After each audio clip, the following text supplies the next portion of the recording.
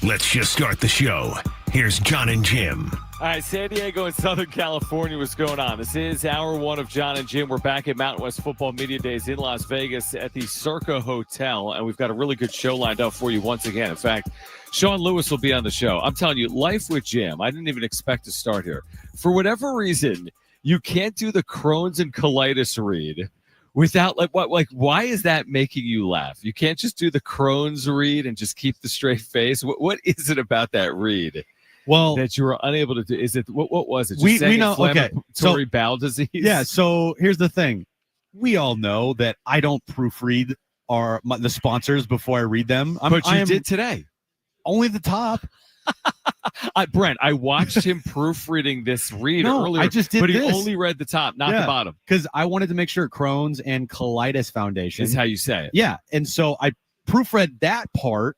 But the other part I didn't proofread, and when I got to forefront of inflammatory bowel disease research, you just lost it. I just lost. I'm sorry. Not made for you. It's not made for me. I have a mind of a 8-year-old. Correct. Okay, it's not good for when bowel movement inflammatory disease is mentioned in front of your face. Yeah. So I'm sorry. Okay, it caught me a little off guard. And you know what? Life goes on, and we move forward. But now I know. Now you know. Now the more you know. All right, we're not going to talk about that with Sean Lewis coming up at 3:30, but he will join us. San Diego State second-year football head coach Chris Vanini from The Athletic will join us at 2:30 as well. We'll talk about everything playing out between the Pac-12 and the Mountain West. We have more Comic-Con badges, Jim. Yes, we do. That really is the lead here today. You're going to hear that Superman theme song every hour during today's show. Maybe multiple times an hour. Yep, at least once an hour.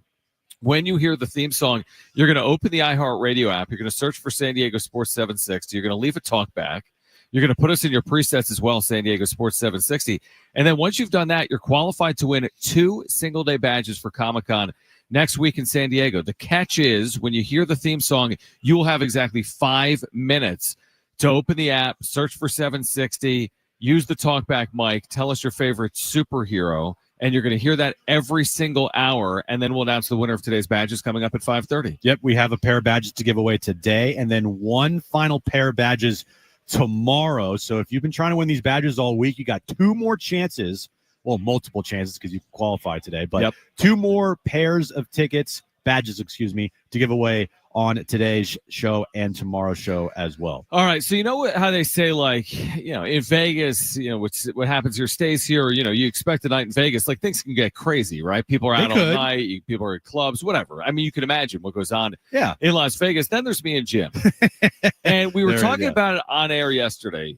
We said that we found this vending machine that has mystery sports cards and Pokemon cards and jerseys. Yes. And you basically...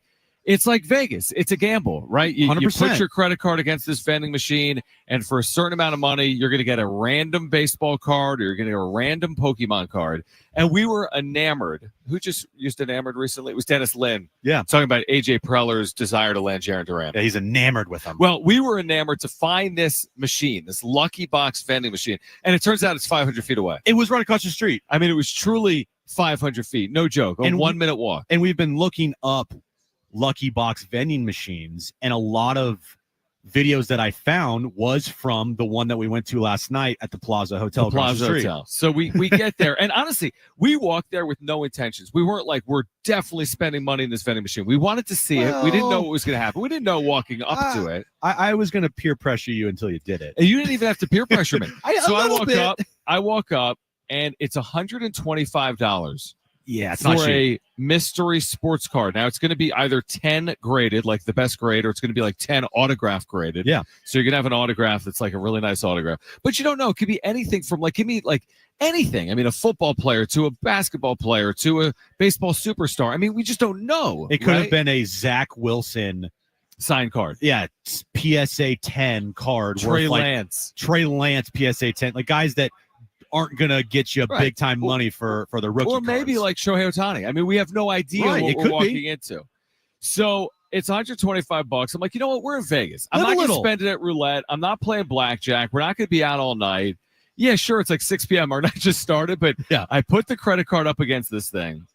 There's video, by the way. If you're not following John and Jim on Instagram, because you've been posting some great content, there's a full video of me doing this because Jim took the video and what plays out. And I also put it on X as well. So if you have Instagram, you can go on So X. please follow us there. We'll follow you back right now, by the way, if you follow us. But for anybody, because we saw a little bit of this in the comments, this was not staged. This is all real. I don't know how to stage. Real. If I could stage something in Vegas, I would do it at the blackjack table. 100%. I would do it at the roulette table because I'd be a rich man. So you go up to the machine. Up to the thing. You pay the $125. If you're watching on YouTube right now, you can see what comes out of the vending machine. Get the lucky box. Okay, there's a box in a box. Yeah.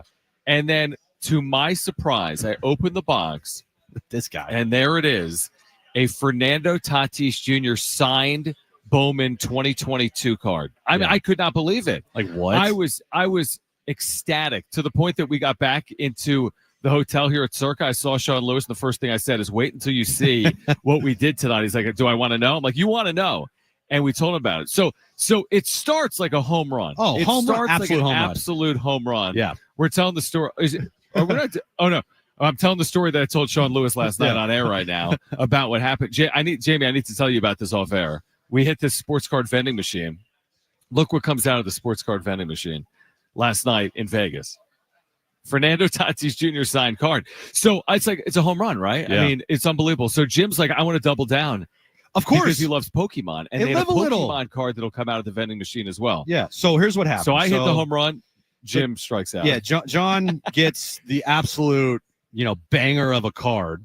And I want to get a Pokemon card. Okay. So Pokemon cards were cheaper. They were like $80. Okay. $75. $75, $80 with tax. $100.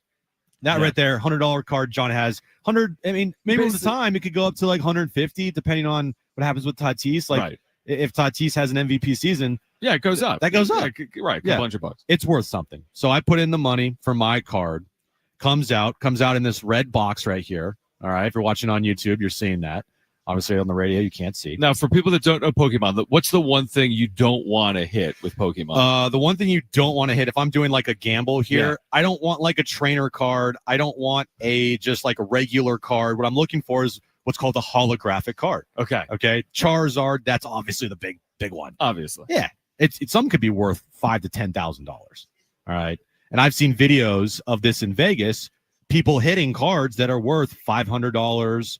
$1,200, $2,000 card, $2,000 card. Yeah. The other night I saw, so I open it up, and I get a Gem Mint 10, 1999 Japanese trainer card that's worth $5. I was videotaping him last night. It might even be worth it. I was recording. You should have seen his face. The second he opened it, he saw that it was a trainer. He was so disappointed. It was after I have the elation of Fernando Tatis Jr. signed card, he ends up with the $2 trainer card. Let me just say this. I couldn't give this away. He tried to leave it there. If I tried.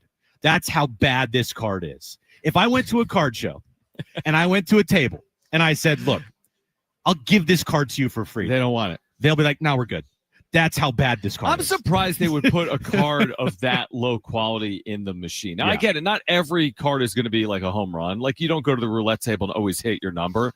Everyone knows you can lose your money there, and we get it. It's a mystery box. You're not always going to hit a home run, but you think it would be something of at least value in there. Zero value. I tried to find something on eBay that would make me feel better. Like, oh, this card sold for $40. Okay, it's whatever.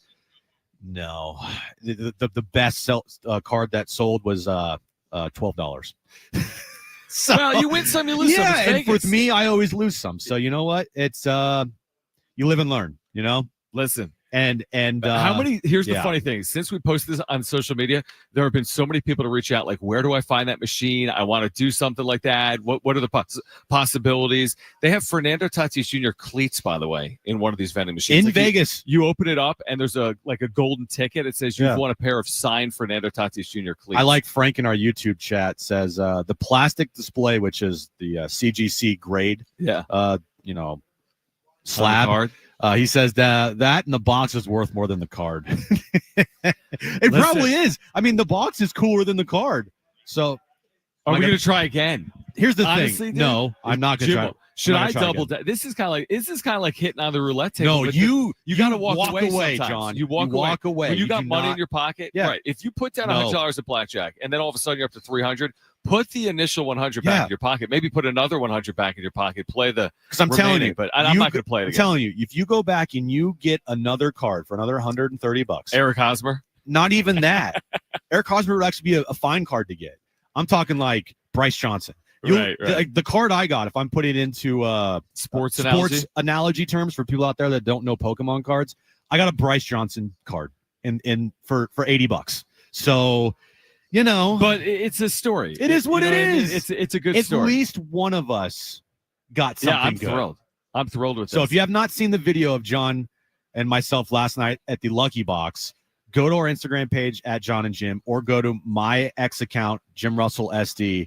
Give us a follow and watch the video. It's pretty amazing. Because honestly, what are the odds? Yeah. Let's think about this for a second to our listeners and viewers. What are the odds a San Diego sports talk host that spends literally hundreds of hours a year, you and I, talking Padres baseball, whether it's on the radio or on the wrap-up show, what on earth are the odds that in a mystery vending machine with sports cards that could spit out a soccer card, by the way, we've seen like messy stuff, that what comes out of it is a Fernando Tatis Jr. card? What on earth are the odds of that?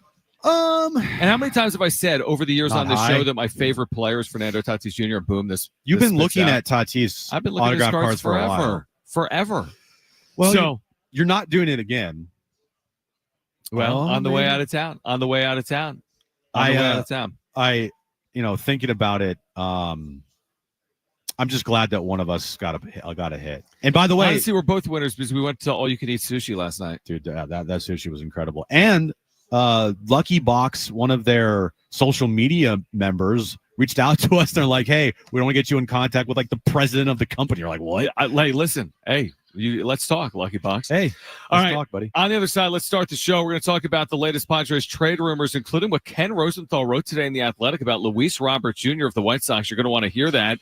Plus, Chris Vanini from The Athletic here in Vegas will join us to talk about the Pac-12 and the Mountain West. Plus, Sean Lewis, San Diego State's football coach, entering year 2, will join us live right here from our broadcast location in Las Vegas at 3:30. A ton to get to. Don't go anywhere. It's Sean and Jim, San Diego Sports 760 live on the iHeartRadio app.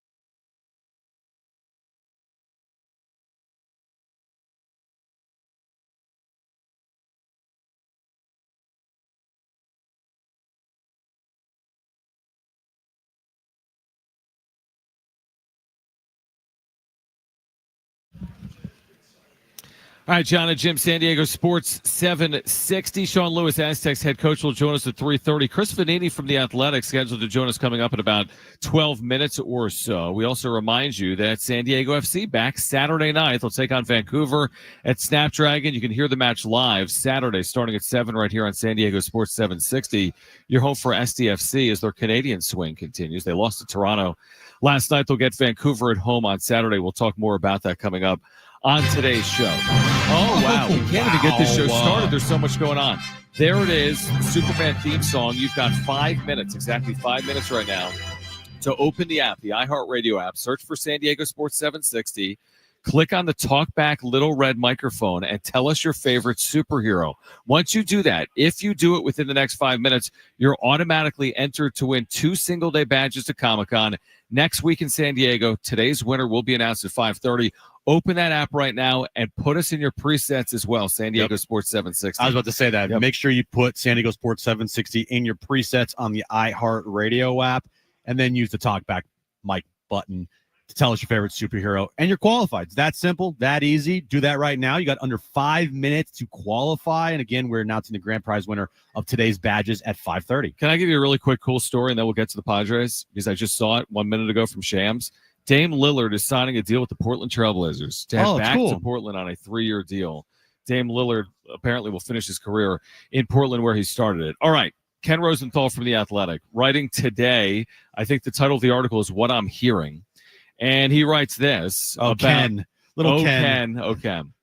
He writes this about Luis Robert Jr., the Padres. He says, perhaps a team such as the Padres would take Luis Robert Jr. if the White Sox included a portion of his remaining salary, something the team has indicated a willingness to do. But even then, the White Sox could not count on getting much of a return. So the classic flyer deal potentially for A.J. Preller, right? You're buying low on a player that a couple of years ago, now this is an outlier year now, had that unbelievably gaudy year with, what was it, 40-plus home runs from Robert? 38 home runs. So he's had a miserable year. The White Sox might take on some of his salary. The White Sox might not get much of a return. Would Preller be interested in a project? This is not just about 2025. They would have him under control beyond 2025 as well. It's the ultimate buy low situation. Yep. With him. But there would need to be more. Like, it just can't be Luis Robert Jr. Mm-hmm. You need to go get more. If they got, like, dream scenario would be Sean Murphy, Adolis Garcia, throw in Luis Robert Jr. in there. You add Luis Robert Jr., you add Adolis Garcia, and you add Sean Murphy at the deadline. Is that enough for you? 3 bats, position of need at catcher, a DH position or outfield position, move Gavin Sheets back to his DH role, and then you have a Luis Robert Jr., being put in situations where he would hopefully succeed. He's not playing every day, and whoever's not playing is on your bench as a bat that you desperately need.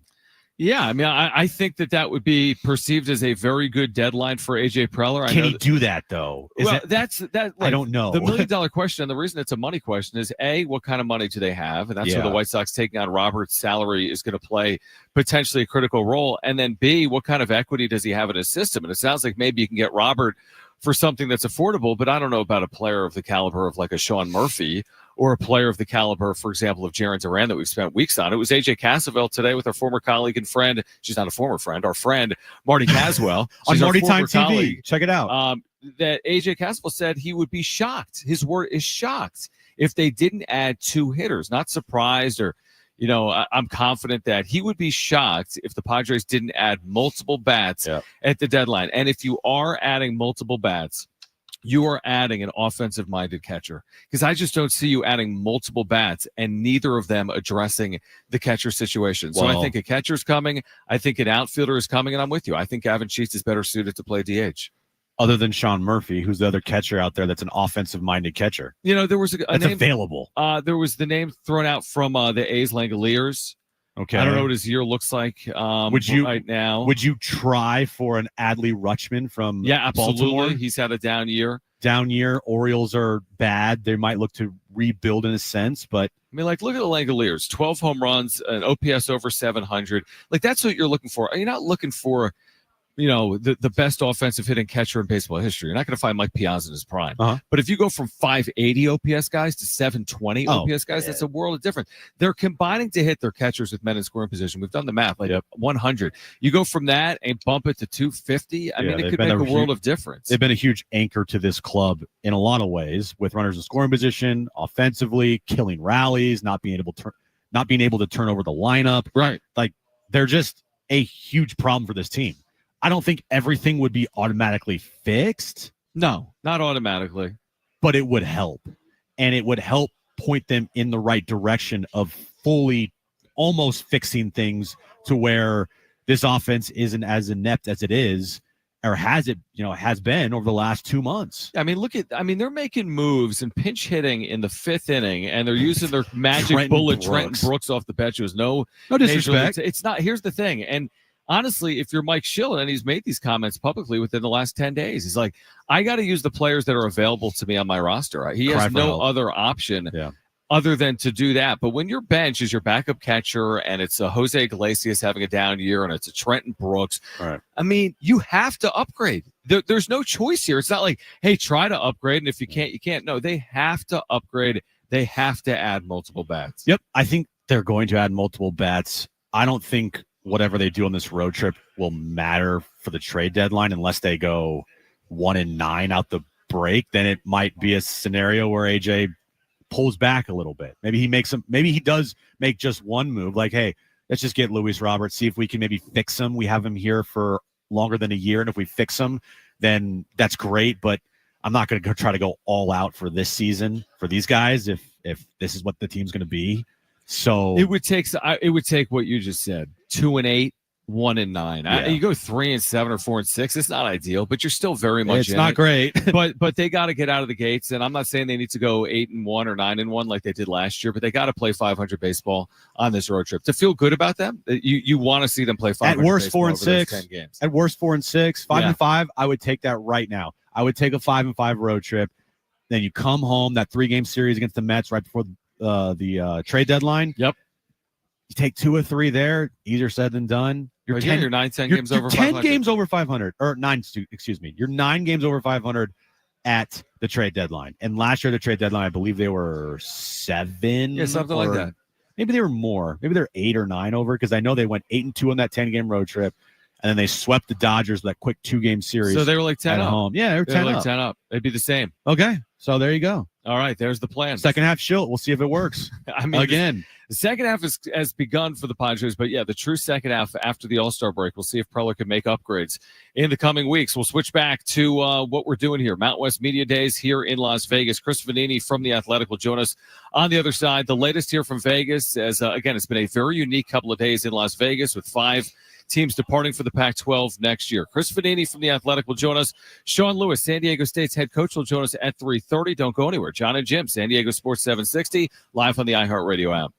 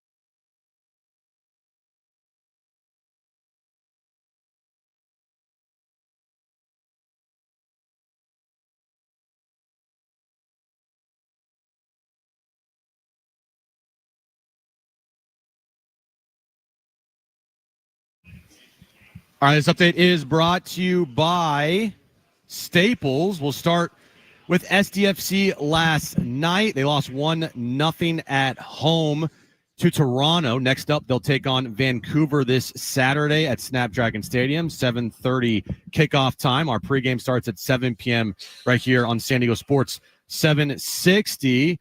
And the Padres second half gets underway tomorrow afternoon in Washington. Dylan Cease will start the second half for the Padres. In breaking NBA news, according to Shams, Damian Lillard is finalizing a 3-year, $42 million contract to return to the Portland Trailblazers.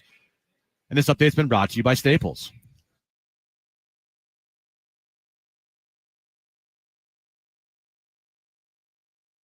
West Media Days continue here from the Circa in Las Vegas, and great to connect with Chris Vanini from The Athletic, who's been with us before. I think we connected actually with Chris last year here in Las Vegas. He's been with us before on John and Jim San Diego Sports 760. I feel like talking season always has its storylines right prior to a season, but this is really unique. We've seen realignment, but the realignment that's playing out specifically in the West between the Mountain West and the Pac-12, you've been covering it.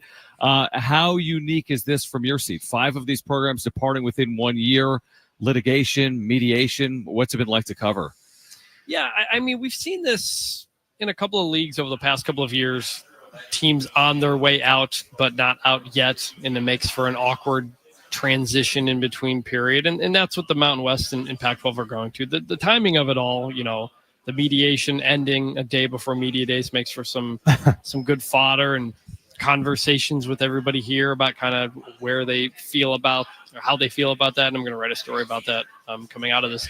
But I can tell you that the people who are sticking in the Mountain West, who are not going to the Pac-12, feel good about the future of that conference and the NULA conference in 26 and beyond. So it's kind of a spot where you kind of have the two, everybody's cordial with each other, but you clearly kind of have two sides, and both sides to this point feel good about where they're at, which would also explain why mediation didn't get settled. I feel like this might be a dumb question because the state of college football and college athletics, it's always expansion. But do you feel like the Pac-12 is done expanding as of right now? As of right now, yes. I mean, they need to finish the television deal, and that's the Mountain West is dealing with the same thing. They don't want to look at it at anybody else until you get to that, because the TV deal is the most important thing for both of these leagues, both of which have probably gone on a bit longer than either of them wanted to. But when you've kind of split yourself in half, that ends up happening. So, affiliate members for the Pac-12 in some sports like baseball or something like that could certainly be down the road. But from the people I've talked to, they're focused on finishing up that television deal now that you have the 8 full members with Texas State, and then going on from there. But also the mediation was part of that too, the settlement, because that's a lot of money that nobody quite knows yet if they're going to owe or how much they're going to owe or when they're going to owe. Chris Vanini from The Athletic with us right now. John and Jim, Mount West Media Days at the Circa. I guess 30,000-foot view, because you've covered Group of 5 football for a long time. Is there room for 2 Western leagues that aren't quote-unquote power leagues to thrive? I know it's kind of a subjective general statement, but do you think they both can have their level of successes from TV deals, wins on field, retainment of talent? Can that happen in the West between these 2 leagues? Yes, but I think everybody's waiting to see what happens in 5 years anyway.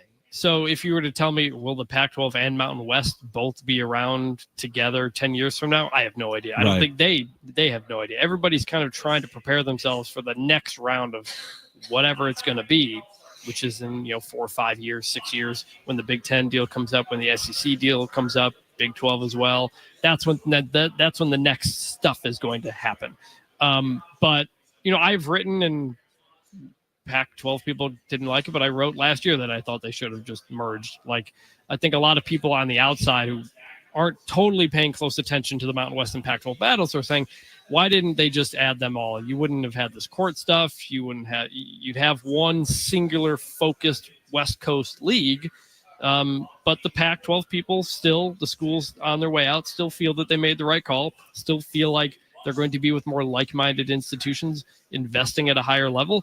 It's just probably going to be a smaller conference than anybody wanted. And when you only have 8-9 members, it kind of puts you in a little bit of a tough spot for scheduling, for all kinds of things.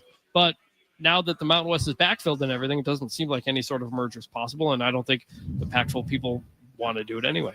What do you think? I mean, you talked about your thoughts on the Pac-12, but expanding on the power of that conference with the teams that are in it now. What do you make of all the schools that are in it, going forward next year? Going to be a very good football conference. Going to be a very good basketball conference. Maybe the best non-power basketball conference. Will be right there competing for the playoff spot for the group of 5 moving forward, whatever the playoff looks like. We're not exactly sure, but I don't think the American will be going away either. I think they have plenty of good programs that will be right there in that mix. So I think most years you'll probably have the Pac and the American, most likely one of those two determining the playoff spot. Just like now, it's currently the American and the Mountain West. Yeah, for most years, right. are the ones kind of battling for that one spot. So I would imagine it'll be pretty similar. Chris Vanini, The Athletic, with us right now on John and Jim, San Diego Sports 760. You reported yesterday that CBS will be involved in the next Mountain West TV deal. We know that the Pac-12 has announced formally that CBS will be involved in their upcoming TV deal. Do you have any thoughts on how it will all be put together? Should we expect more midweek football games when it comes to the Mountain West, or how creative can they get? Because it seems like there's only so many TV slots when it comes to a Saturday afternoon. Yeah, and that's yet to be seen, at least from what I've heard so far. Neither TV deal is done, so we don't know what the remaining partners will be. There's a chance there's a lot more overlap in the remaining partners too. I think CBS is trying to get back into sports more. They've got Big Ten, they've got Conference USA, the MAC, and they're opting in for both West Coast conferences, and so they're going to make room whatever way you can. How much is going to be on CBS yet to be seen, at least as far as I know, but as of right now, most of it is CBS Sports Network with some of it on the main CBS, and I imagine it would probably be pretty similar. Now the time slots and the days, we'll see, but both these conferences are not as big as the current Mountain West. So there is not that much more you're really adding. On the field, Sean Lewis, year 2, expectations coming off a 3-9 season for him. I was just talking to him earlier. I'm sure you guys did too, but I know he feels a lot better just kind of about the basic foundation. Yeah. I know, they had 8-9 offensive linemen last year. Like you can't do anything with that. Now they're up to much better numbers. Feels good about the quarterback situation. And as with him, it's usually year 2 when things kind of start to click with people who have been around. Now you have a lot more turnover now with the roster and everything compared to what it used to be, but it's not new to a lot of these people. And so I would expect you got to get back to a bowl game, maybe surprise some people and get into conference championship contention. But obviously the expectations at San Diego State are really high, and year 2, you got to be better, and I think they will be. I've asked you before. We've asked you before, and you've been asked about San Diego State kind of in the ecosystem. You've heard people refer to SDSU as like a sleeping giant when it comes to football before, their proximity being in Southern California. It's impossible to know what happens in 5 years, whether there's super leagues or breakaways or what transpires.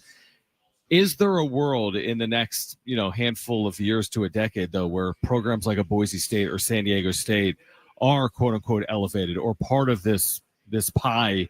If there is a breakaway, is there going to be room for programs like an Oregon State or a Washington State or a Boise State or a San Diego State? Or has that line already been drawn in the sand, even though we haven't gotten to that point yet? It's certainly possible. I don't even think the people in charge know what the future is going to be because everything is built around television, and television is changing dramatically. We don't know what it's going to look like in 5 years. Is Apple going to be involved or are they not? Apple's going to go buy the F1 rights. How big or small is ESPN going to be? Is there more or less money to throw around? Is private equity going to jump in? And, they've pitched their Super League with all of FBS essentially and trying to create that and promotion and relegation. Like they've made that pitch as well. It's just going to come down to what the most valuable thing is. And we don't know what that's going to be. Like Greg Sankey doesn't know what it's going to be. Tony Petitti doesn't know what it's going to be because it's changing every couple of months. Who would have imagined? Apple swings in to likely get the F1 rights at a much higher price from ESPN, which people didn't think was going to happen. And suddenly it did. So you never really know who's going to emerge, but it all comes down to your television deal and how much money and how much you can spread that around. That's what these things always come down to. last year, before the new college football game came out, you played it. You wrote a whole thing about it. This year, the 26 game have you played it yet? And how different is it from the first version of what they had last year, bringing that game back? Yeah, I have it. I've played it. It's out now. It's pretty similar, but better in pretty much every aspect. And so I kind of wrote my review of, is it worth the upgrade? And it kind of depends what you like to do. Yeah. If you're just dynasty mode by yourself, you probably don't need to upgrade. But if you're online playing, you got to upgrade. Obviously, you got to do that. If you like Road to Glory is much more expansive now. You can do the high school mode, which I found actually to be a lot of fun. Oh, really? Okay. So it kind of depends what you use the game for. But they fixed a lot of the major. There were a couple of major holes that everybody knew was in the first game, and they have filled those. And it just kind of comes down to preference on how you like to play the game. Didn't you? I don't play, but I know the reporting is there's head coaches now in the game, right? Does that include outside of the power, like are Mount West coaches in the game? Is Sean Lewis and Dan Mullen and everyone else in the game as well? Yeah, it's all the real FBS head coaches. So Now, not everybody is in it. There are a handful who aren't for various reasons. Jason Eck from New Mexico here isn't in it, but that's because he never got the email to sign up to be in it. It was sent to the wrong person who doesn't work at New Mexico anymore. Like that. So New Mexico has since signed on, so he will be in like the next update to the game, in a couple weeks or whatever they do. But like Deion Sanders is not in the game. Not a surprise. Bill Belichick is not. Sure. He didn't do Madden either. Yeah. Belichick did. So that's not a surprise. There were a couple like Mario Cristobal is a surprise, but pretty much all the real head coaches and the coordinators, the offensive and defensive coordinators, all in the game. Oh, that's sweet. That's really cool. All right, final one before you go. Boise or the Field to represent the Group of Five in the college football playoff? I'm going to say the Field because it usually doesn't play out the way we expect going into every season. Now, I do think Boise is the most talented team. I don't think they're going to miss not having Ashton Genty because I think Sire Gaines is going to be a really, really good running back, and I think Malik Sherrod is a good running back. I think Maddox Madsen is probably the best quarterback in the league, and the defense brings a ton back. So, it's all on paper for it to happen, but they got to go to USF. They got App State. They got to go to Notre Dame. Yeah. So it's a bit of a tricky schedule. They could do it. I think it's a really talented program, but history has said the team we think is going to be the team that does it often is not the team that ends up there at the end. I didn't think I would hear that. Team's not going to really miss Ashton Genty that much. Second in Heisman voting. That's crazy. It's the Moneyball Brad Pitt meme where it's like we're going to replace him in the aggregate, and they really are. Yeah. Sire Gaines was averaging 9 yards a carry before he got hurt last year. That's crazy. He was a freshman. Yeah.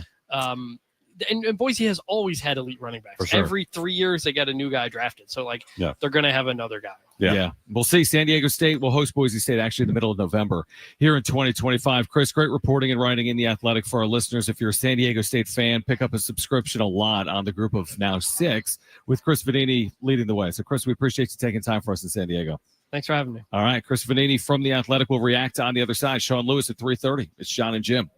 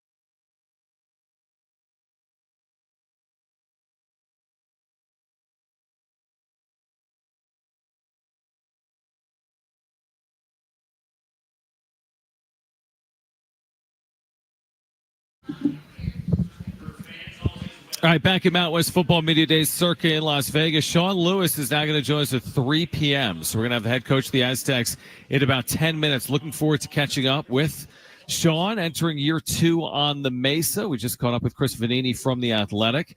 We are here until 6 p.m. We've got those Comic-Con badges to give away as well the next time you hear the Superman theme song. And if you're watching us on YouTube and you're wondering, where's Chris Vanini in the don't shot? blame me. Okay, blame me. I'm blaming you. What happened? So our setup here is John has his camera. I got my camera. His camera's on the guest. My camera's on us. Right. Behind the scenes stuff, right? Yeah. So he's plugging in his camera. It's not working. And you've had problems with your camera. I have. Okay. So Chris, great interview. Had him on. Sits right across from us. Couldn't see him. Couldn't see him if you're watching us on YouTube. Obviously, if on radio, who cares? Right. But on YouTube, couldn't see him. Right.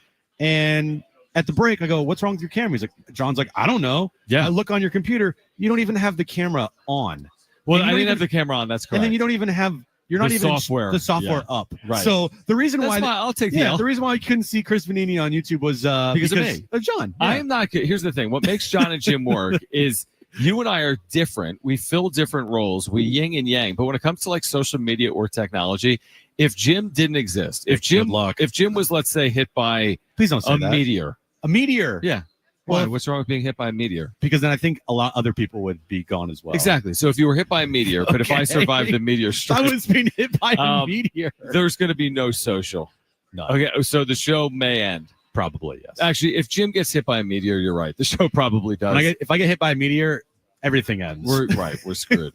But you do a nice job, again, with social media. And if you're not following us on social media, find us at John and Jim, JONANDJIM. We're on Instagram and Twitter. So find us X. there. And X. Whatever it's called. Real quick, because Sean Lewis is going to join us coming up in a few minutes. And we talked about the Padres at the trade deadline. I did see this story, and I think it kind of resonates that, we've been talking about like the Major League Baseball All-Star Game and their viewership, and people were excited. The WNBA All-Star Game is in Indianapolis. They have the star of stars on the Indiana Fever, right? Yep. Obviously, Caitlin Clark. And Caitlin Clark announcing today via statement sent out by the Fever. I mean, this is a massive story, in my opinion. Caitlin Clark will not participate in either the three-point contest or the game. She's dealing with an injury. She's been off and on the court this year because of injury. I mean, what impact does that have? I can't equate Caitlin Clark. It's like the Tiger Woods effect. If Tiger didn't play in his prime at a golf tournament, what does that mean for golf? Mm-hmm. You could even say it goes further with Caitlin Clark in the WNBA. It's in Indiana. You have no Caitlin Clark. You probably would have had a record TV viewership of like 4 or 5 million people. Who's watching now with Caitlin Clark on the sidelines? What a bad break. Oh, dude, it's a disaster. It's a absolute disaster for the WNBA. If you are the commissioner of that sport, I'm sorry, I don't. I'm know not sure who it is. I don't know Yeah, who that is. yeah. I mean, you're sitting there in your office and you just have your hand in Like, your, are you your head in your serious? hand. You're like, are you kidding me right now? Because they set this whole thing up in Indy because of Caitlin Clark. Yep. Her second year, she's going to thrive on the floor. Yeah. Take advantage of the Caitlin effect. Now, Colin had a good take about Okay. Caitlin Clark yesterday, comparing her to Michael Jordan in year 2, where Michael Jordan burst on the scene as a rookie and it was like, whoa, this guy is incredible, right? Something that the NBA has never seen before. And then in year 2, what happens? He gets hurt because of how he's being played, the physicality. Now, back in the 80s, the physicality was, I mean, you could literally punch somebody and it's a common foul.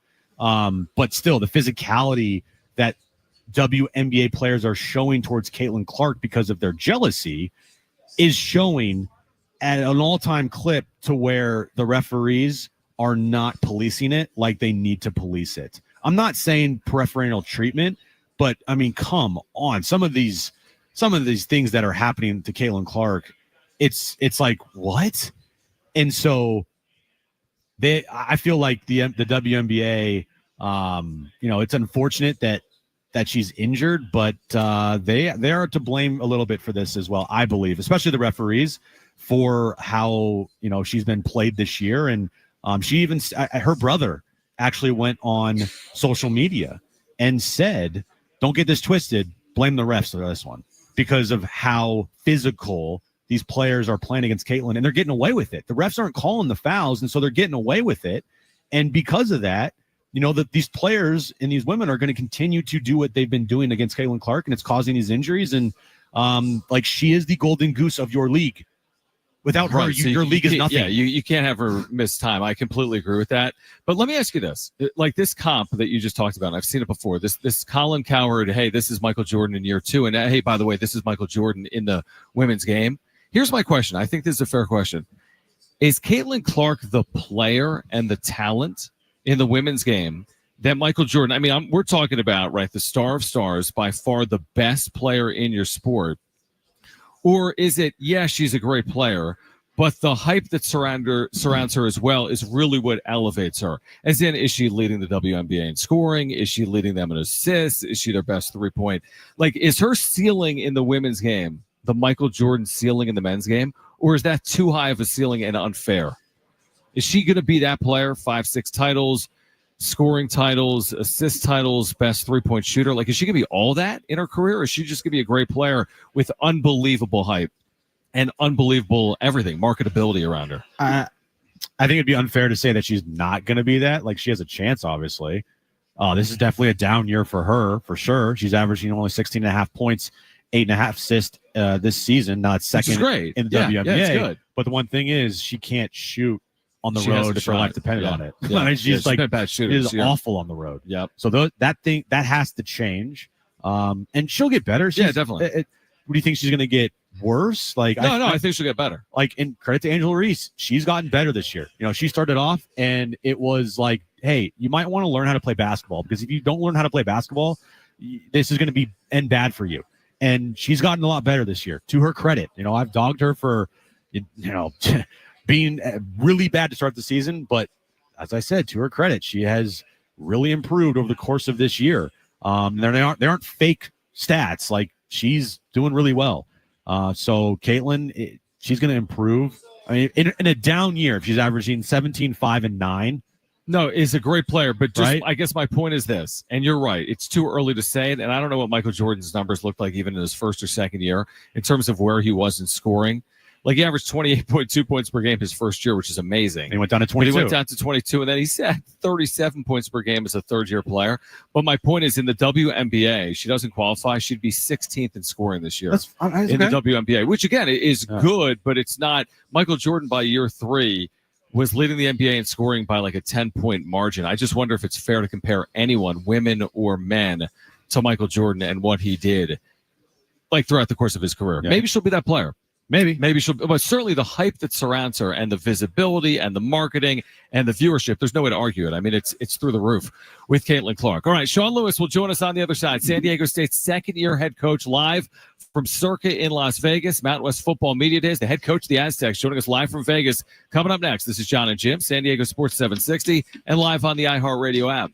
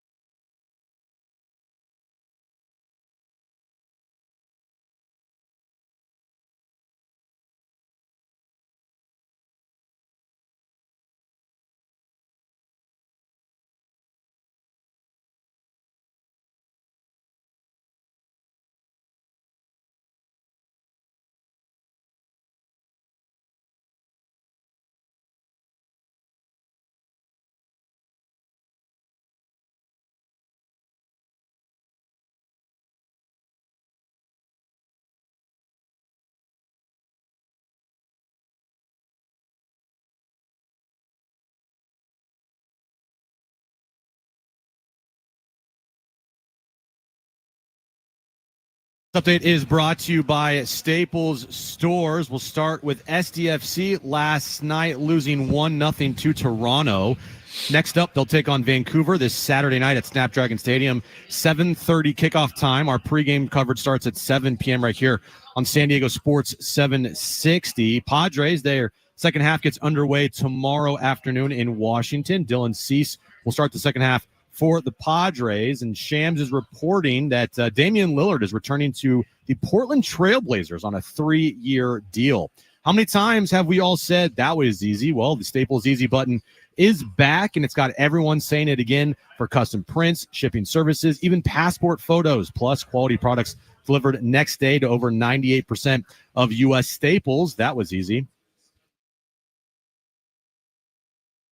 All right, hour 2, John and Jim, San Diego Sports 760, live from days, and our pleasure to be joined by the second-year head coach of the Aztecs, Sean Lewis, with us live right now from Las Vegas, Nevada. You may look better than the new uniforms. I don't know about that. Those new uniforms are sharp. I watched Hey, this is a good look from our guys up at ASCAP Shop up in La Jolla. Awesome. 2 proud Aztec alums. You know, Do you got anything special inside? I don't have Okay. anything. No, we're there might be some custom pieces that we're working through, Right. but this was, hey, need to do this right going forward. And Looking good. again, Aztec Nation's everywhere, and the guys up there, Bill and Andy White took care of me, hooked me up, and my guy Michael, who got all the talent right. So appreciate it. Very cool. Take us behind the scenes of the uniform reveal, because that's the type of stuff when you talk about a program. I mean, in your job, you're thinking X's and O's, but there's a lot more that goes into it. I mean, there's so much that goes into it. Fans are excited about what you've done with the uniforms. What goes into that? The first real touch-ups for the Aztecs in years now. Yeah, I mean, we thought about how we wanted to modernize it, right? Obviously, it's just a really cool time for us as we get to have a historic season here in the last year in the Mountain West, and as we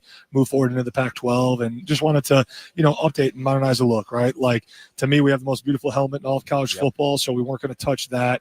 Just wanted to clean up the uniform a little bit. Again, between the helmet and our logo, the SD with the Aztec spear going through it, I think is one of the most unique and recognizable logos that there is. And so to me, when you have that and you have a brand of, our style of play and what we're going to put on the field this fall, but that's going to stand by itself. And so we just cleaned up some of the writing, took the SDSU, San Diego State script off of it, and enlarged the letters or the numbers a little bit to it all, and cleaned up, streamlined it a little bit. And then, hopefully as we continue to move forward, we'll be able to, splash a red, maybe a red set as we go. And, maybe some other things that we can roll out some alternatives as we go. Cause again, it's all part of it, right? It's all part of the brand of, San Diego State football that we are building. And it's a big piece, and obviously creating excitement here in July as we get ready for this great season. And then obviously with recruiting as well, jerseys matter, right, wrong, or indifferent. Yeah, jerseys matter. And, hey, look good, feel good, play good, and away we go. How did you show the team the new jerseys, and what was their initial reaction? Yeah, I mean, so once Ross and Chris, were a part of the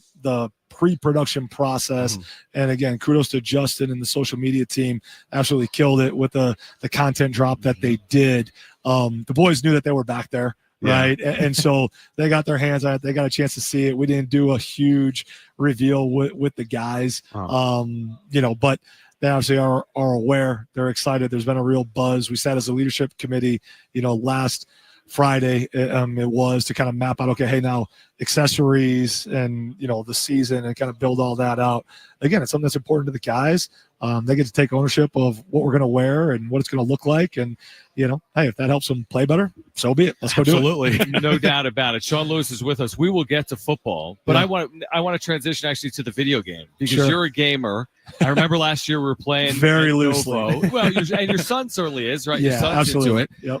And now we've got the 26th version of the EA Sports game. Coaches are in the game, right? So I don't even know this. I don't play video games, really. Yeah. Is Sean Lewis in the game? I am. So it's kind of wild, right? Like, game gets released, son has it. Hey, Dad, can I play? Absolutely. That's why we got it. Hop on. And so I'm like unloading the dishwasher, being dad, right? Just taking care of things at home. And he's in the other room playing the game, and he comes sprinting in. He's like, Dad, it actually looks like you. And I'm like, what are you talking about? And I loosely remember, Jamie came and was like, hey, if you want to be in the video game, sign this. And it was in the middle of the season. So I'm like, okay, sure. sounds Sure. good, whatever, right? I should probably look at the things I read a little bit more closely before I sign them, right? But so yeah, I go in the other room, and sure enough, like my son's got the avatar or whatever pulled up on it, and yeah, I mean it's they didn't do me dirty, which was good. I mean I've seen some of the other ones that have kind of gone semi-viral or whatever it is. I'm like, man, I know that coach. He don't look like that. You know, You're like, who is that guy? I mean, why'd you do that to him? So no, they did a good job with it. You know, we got to get him to make Gabe a left-footed kicker. He's still a right-footed kicker in the game. Oh wow! So we gotta make that patch if we would. Hey, shout out EA Sports, like great job. But if we can get that rectified, he's a preseason special teams player of the year. We should probably get him kicking with the right foot. He's like, oh, by the way, coach, I'm actually a right-footed kicker. Yeah. I just like to kick left foot with. Right, with I'm you even guys. better with the other legs. There we go. Getting onto the field, we talked to Trey White yesterday. We obviously know huge for him to return for you guys. Right.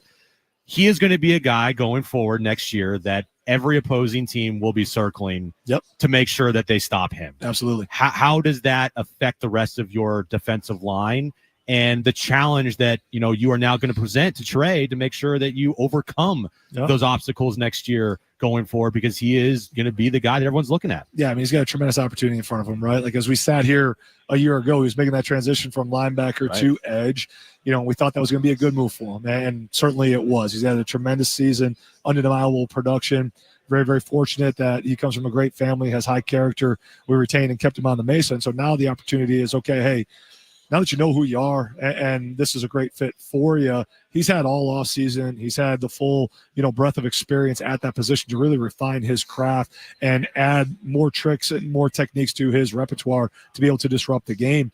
And Trey's one of those guys, that's really he changes the math, right? Like the rules only let you play with 11, but having Trey and all the attention that he warrants, whether it's a tight end chipping him, a tailback chipping him, the whole O-line sliding his way, well, now it's like you're playing with 12 because you have to dual account for Trey, because if you leave him one-on-one, he's going to win majority of those battles, right? And so now that creates opportunities up front for the remainder of the defensive line to go get after it. Like those one-on-ones are now an opportunity for Brady Nasser, right? For Orion Henderson, for a Niles King to go get it, right? And to win those one-on-one battles. And ultimately that's what it's about, right? Like how can you change the math defensively because you have two lockdown corners like Chris Johnson and Bryce Phillips, right? To where, hey, now we can flood a zone or we can roll coverage or add an extra hat to the box because we know, hey, our one's better than your one over there, right? It's the same thing again with Trey. He changes the math up front. He allows us to play, in a different manner. And he knows, okay, hey, like you want to go play on Sundays like he does, right? Like go win, right? Like go do it, win the expectations on you. And the beautiful thing about Trey, right, is that no one's standards or no one's expectations are going to be any greater than his own, right? Sure. So all this preseason hype and, who he is, like, heck yeah, that's why we work so hard. Like, absolutely. Pressure's a privilege. Like, go do it now. No doubt. And that's how he's looking at it heading into the year. Sean Lewis with us right now on San Diego Sports 760. I want to go back to the winter when you're looking at your quarterback room and how you want to move forward. And you identify Jaden Denigal, who played at Michigan and played for Jim Harbaugh, won a national championship. You bring in Bert Emanuel Jr., an incredible athlete that we saw last year briefly at Central Michigan when you guys were there against the Chippewas. What was it that you were looking for?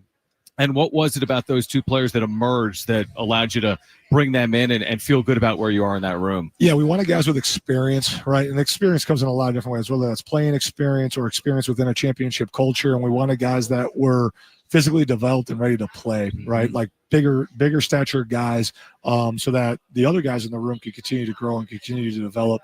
And that if we ever get in a position again to where a true freshman can play, then hey, well, unequivocally, that true freshman is the best player in a older, more mature, deeper room, right? And so by identifying those two guys, obviously both of them being upperclassmen, having had game experience, Jaden coming from championship culture under Coach Harbaugh, backing up J.J. McCarthy and having real game reps in that season, right? And then Bert, obviously with all his experiences that he has had and the number of games that he started, they both have a skill set when we look at the quarterback position, right, with all their traits. They're able to do everything above the line, which is awesome. It's going to create a good back and forth, and it has been a great back and forth, for those two guys to really push and challenge and compete with one another. And it has made the whole collective offensive unit, rise to their level of work and to match their energy and their intensity each and every single day as we go out. Jaden probably spins it a little bit better than Bert does, but Bert runs a little bit better than Jaden does, right? So they have again, all these traits that we covet are above the line, but then there's some outliers that either one does a little bit better than the other from a physical standpoint. So it's our job, again, as we get into camp here and report in 12 days, we'll be on the grass getting after it in 13 to build out this offense, to have an identity that highlights both their skills and takes advantage of all their playmaking abilities, along with all the other weapons that we have as well. But feel really confident with where the room is at right now. Really happy for Danny and the opportunity that he did and created for himself through his work and the development of our staff to do that. Like that's awesome. Good for him. But really, really excited about where our room is, not only with the where I think the ceiling is of that room. It's as high as it's ever been. And then also the depth of talent that we have in that room as well, to utilize both those play callers. Obviously, last year didn't go the way that everybody wanted it to go. Sure. For you, what did you learn about yourself specifically that you might not have known being the head coach of the team? And what things do you want to work on going forward to become a better head coach? Yeah, I mean, I don't think there was anything new or earth-shattering that I hadn't learned about myself, because I had been through some rough seasons in the past, so to speak, right? Like I've been a part of programs that were 1-11. Our first year at Kent State, we were 2-10, right? Like I think the wisdom that we all know and understand is that if you're going to build something valuable and worthwhile, it's going to be increasingly challenging. It's going to require, a lot of time on task, right, for it to be meaningful. And so, yeah, hey, adversity hit, right? And, we had 3 games that we lost by a total of 9 points that, in those moments when adversity hit, whether it was those individual games or it was the back half of the season, right? Like our response has to be better, right? The response quality to whether it's good or bad has to be better as we go forward. And so we were very intentional, right, about retaining the players so that we could have the continuity and consistency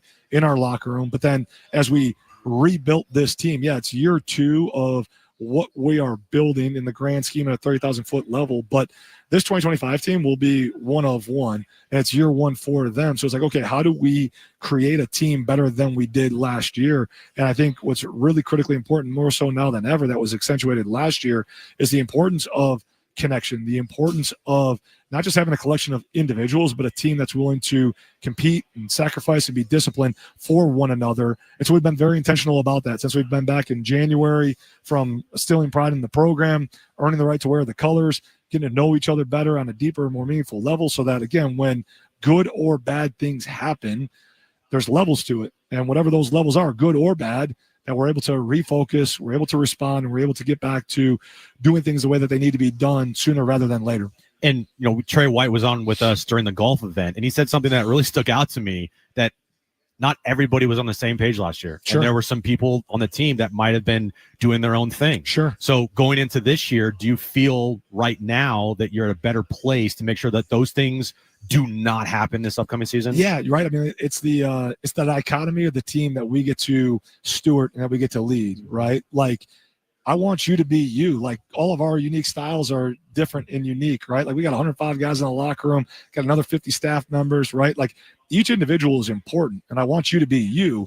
But you being you can't be greater than us. Yeah. That can't be more important than us in the team, right? And that's the balance that we get to weave, right? And that's the art of coaching that, like, yeah, hey, there were some guys that were around that need to be around because we need to feel the team. And now we've had time to do the things that we need to do. And we've, had the community done a great job stepping up, competing with us, come to Snapdragon. Like, thank you to the fans that have shown up and, have re-upped their season tickets and have been a part of what we're building and, been believers in us from the jump.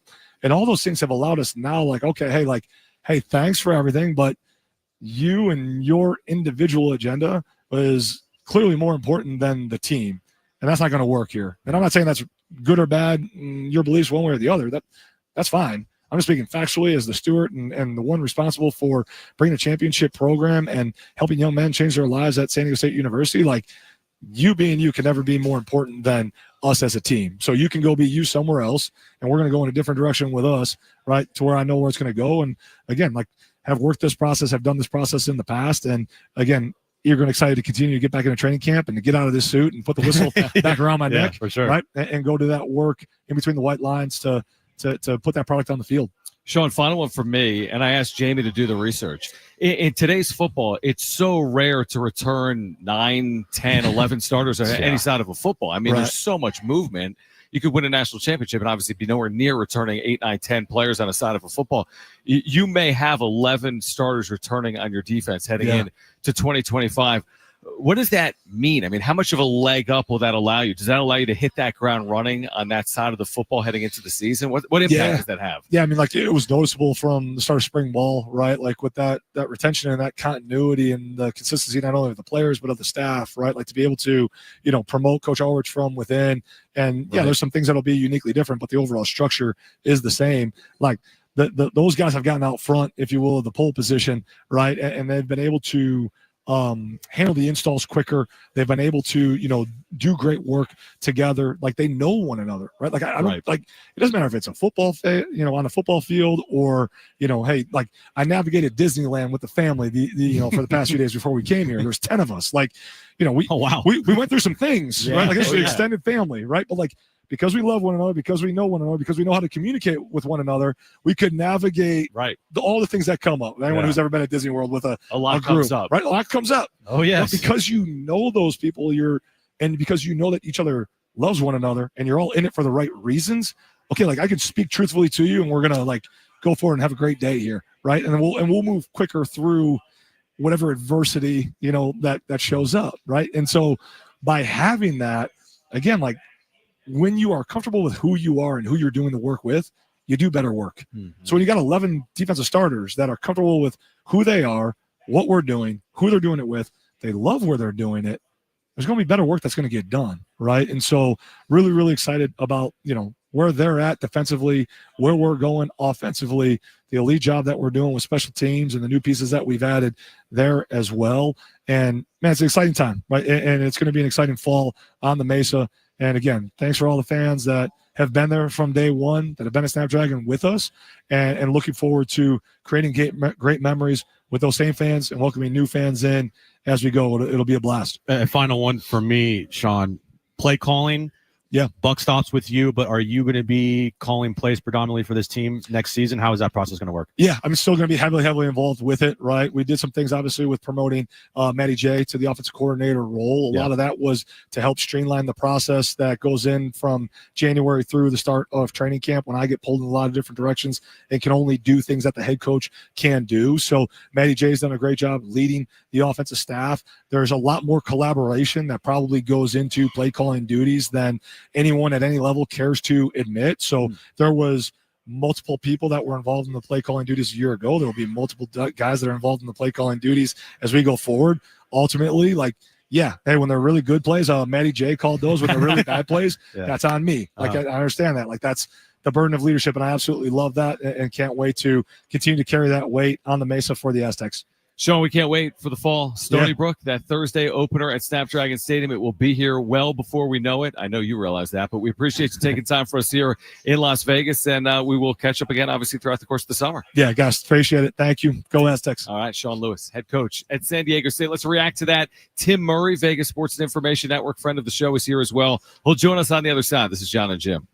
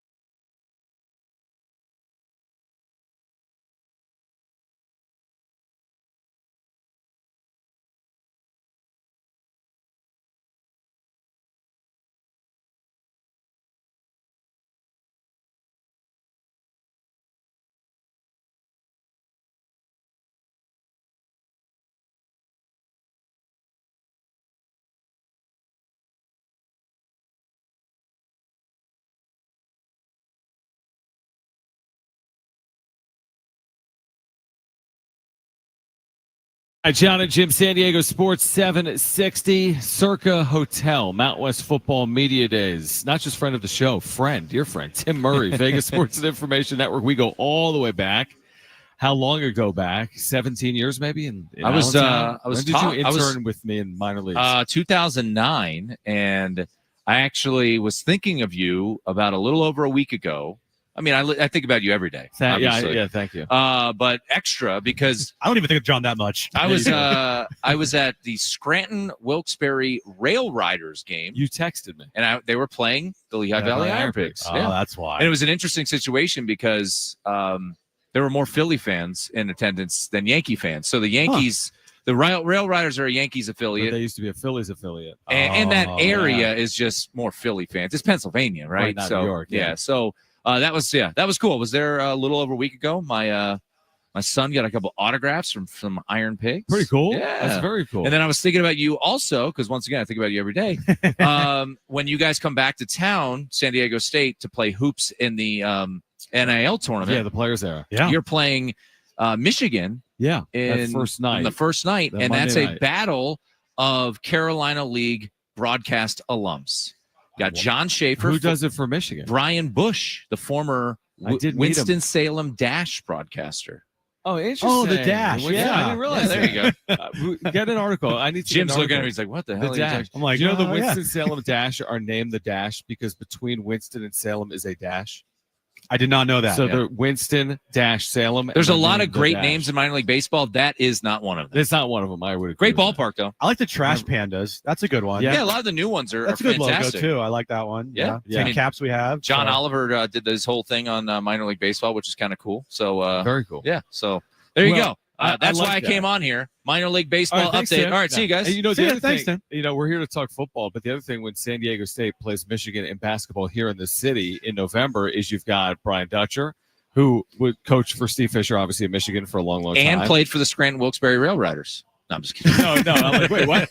But you also have Dusty May, who was at FAU. Yeah. When San Diego State squared off with FAU. Yeah. In the Final Four. All right, so I want to start with San Diego State from your perspective and just from like the Vegas perspective. You cover it from a betting angle each and every day on Vegas Sports and Information Network. Aztecs a year ago go 3-9. Mm-hmm. They have a ton back, but they've had changes, obviously, at quarterback. Their freshman Danny O'Neal out, Jaden Danigal, Burt Emanuel Jr. in. First of all, what is the win total on San Diego State, and what are the expectations 4.5, here in I think? Vegas? Yeah, for the Aztecs. I'm getting it up right Okay, now. you're gonna pull that up. But yeah, I mean, I'll just say this real quickly.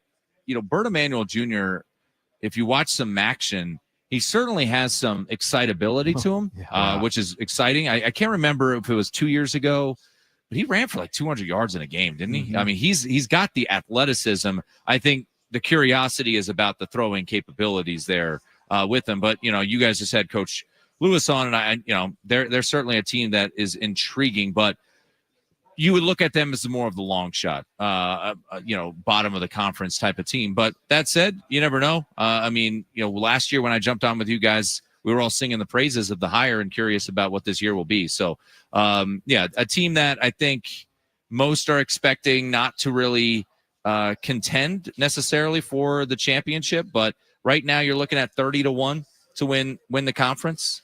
So teams with shorter odds, that would be UNLV, obviously Boise State. Sure. UNLV, San Jose State, and then Fresno State, which I'm pretty curious about. And then you've also got Colorado State and Air Force. So, yeah, towards the bottom. But, we'll see how this all plays out ultimately. Like, looking around the conference, outside of Boise, I would say most of these teams have some flaws. San Jose State, I think they're fascinating in the sense that they kind of get the schedule lottery handed to them, that they don't play Boise, no they don't play UNLV. UNLV, they don't play Colorado State. So the poll that just came out was 1, 2, 3, 4. It went Boise, UNLV, San Jose, Colorado State. They don't play 3 of those 4 teams, right? And they can't play themselves. And then they get, I think, you guys on the road, if I remember correctly. That's right. So they get the perceived better teams. Air Force, I think, goes to San Jose. They don't have to go to the island to take on Hawaii, which is always kind of weird, right? So,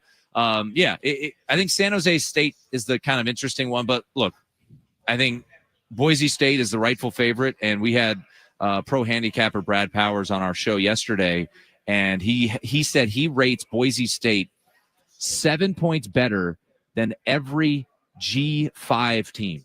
Wow. So he has them that much better than every team. So he thought that, minus 125 here at Circa was a bargain on Boise State. So we'll see. I mean, they bring back a lot. That's the crazy thing about Boise is that they bring back the most production in the country, in the conference, and they lost Ashton Genty. Right. Yeah. Like, that's pretty wild to The think sixth about. overall pick in the draft. Second runner-up in the Heisman. Yeah. You're a G5 program, and you bring back, according to Bill Conley and SP Plus, the most production of any team in the Mountain West. They bring back the most. Well, we had Chris Vanini on earlier, and he said that he feels like it's an upgrade at running back position for them this year. Well, or that he does not an upgrade. not to miss a beat. Excuse me. Not to miss a beat. Yeah, we had Cage Casey on their left tackle. Big dude, man. That is a big dude. And he talked about the room, right, and how much the lasting impact that Ashton left. And then also you get a Sherrod who I can't remember if he was hurt last year at Fresno, but he's had his moments. He's had some moments. So he's a pretty sizable addition for Boise State. But look, I mean, I know folks care about San Diego State, and I don't know what to expect. I mean, that's, John, why I wanted to have you on my show. I know you guys got to get out of here, but I'm curious about what San Diego State's going to bring, because there was so much excitement in the college football world, I felt like, with Sean Lewis coming in. Well, let me ask you this, because you cover this, all the leagues. Tim Murray, Vegas Sports and Information Network, with us. We only have a couple of minutes because we're kind of up against it. Yep. How many teams in today's football with the portal and the freedom of movement are going to return their entire defense? Because San Diego State will. They have all 11 starters, guys that have made at least multiple starts back. Yeah. They have one of the best defensive players actually in the country, in Trey White, who had 14.5 sacks last year. I think their offense absolutely will be upgraded because they had like 8 or 9 scholarship offensive linemen last year. They have 16 right now. So I think it's actually going to start with their defense. I think it's going to be in the trenches. Their offensive line is going to be upgraded. I think there's a lot of reason for optimism. And again, I'm biased on it. But I just feel like nationally, or even within the Mountain West, people are just sleeping on them. They're like, they went 3-9 last year, so they're not going to be any good. Where I'm like, they're bringing a lot back that was impactful a year ago. And I think it's fair to give a coach a year, especially in today's era. Well, the year two bump. I just did my podcast earlier today with the guy who writes a preseason magazine called Pick Six Previews. It just focuses on the Power Four. But Brett Cianci was pointing out he loves that year two bump, that, from year 1 to year 2. So, is that UNLV? Is that San Jose State? As I mentioned already, they've got the year 2 bump. Is Boise State technically a year 2 bump because Spencer Danielson was there as an interim and he won the conference? I would say probably not, but yeah, I mean, why not? I mean, this conference outside of Boise feels like everybody's kind of fighting for runner up and going to the conference championship. And look, I know I'm going to be quiet here. I know we're in Vegas, but well, Dan Mullen's right behind you. Is he? Yeah, right over there. I'll say this quietly. Why are we just assuming that they're going to waltz into the conference championship game? I know he brought in a lot of transfers, but that's hard to do sometimes. But Anthony Calandri and Alex Orji don't really necessarily get me fired up at the quarterback position, Final one, we looking at the group of 5. Yep. Boise State or the field? I think I would say Boise. I think there are some Sun Belt teams. I think James Madison's pretty good. I think the American has better teams, but I think they beat up each other. I think the depth of the top part of the American, I'd say, is better than the Mountain West this year, because you've got Memphis, who spends a ton of money. I think they've got a chance to make the playoff. You've got USF, who brings back their quarterback. They're an intriguing team. They play Boise week 1, which could be a fascinating game. Yep. And then I think Navy could be really good this year. They bring back their quarterback. Speaking of Navy, there's Coach Ken walking by. But yeah, I think they're 18-1 to make the playoff. They play Notre Dame as they always do. So that could be an interesting game in November in South Bend. But I would say if you made me bet it today, I would probably take Boise State for comparison's sake. At DraftKings, which I know it can't bet it in California, can't bet it here in Nevada, but just as a resource, DraftKings has Boise State plus 190 to make the college football playoff. So technically, to your question, Jim, I think the field would maybe be a slight favorite. Yeah. But I probably would take Boise, just because I would also say too they get the benefit of the doubt. Yeah. Right? After last year, and they didn't pull a Liberty. Like Liberty Right. got curb stomped. Yeah, they were in their playoff game against Penn State. They had some things go against them, actually. I thought Boise State played pretty well in that game. Yeah, they had a touchdown called back because of a penalty. Yeah, Yeah. I agree with you. Tim, great to see you, my Yep. friend. Always good to see you in Las Vegas. Let's do it again when Yep. we're back out here at some point in November. For Sounds San good, Diego guys. State football and Love it. basketball. Tim Murray, Vegas Sports Information Network. We'll get back to the Padres and the deadline coming up on the other side. John and Jim, stay with us.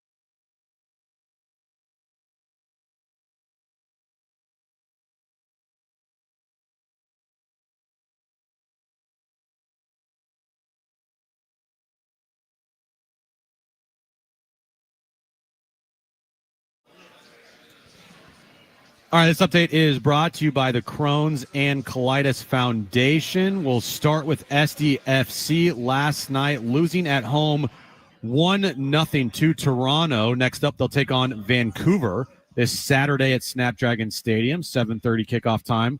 Our pregame starts at 7 p.m. right here on San Diego Sports 760. NBA news of the day. Shams reporting earlier this afternoon that Damian Lillard is returning to the Portland Trailblazers on a 3-year deal.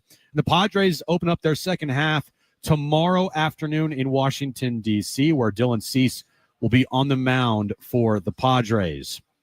The Crohn's and Colitis Foundation has been at the forefront of inflammatory bowel disease research and care for over 50 years. Learn more about research, education, and support at Crohn'sColitisFoundation.org.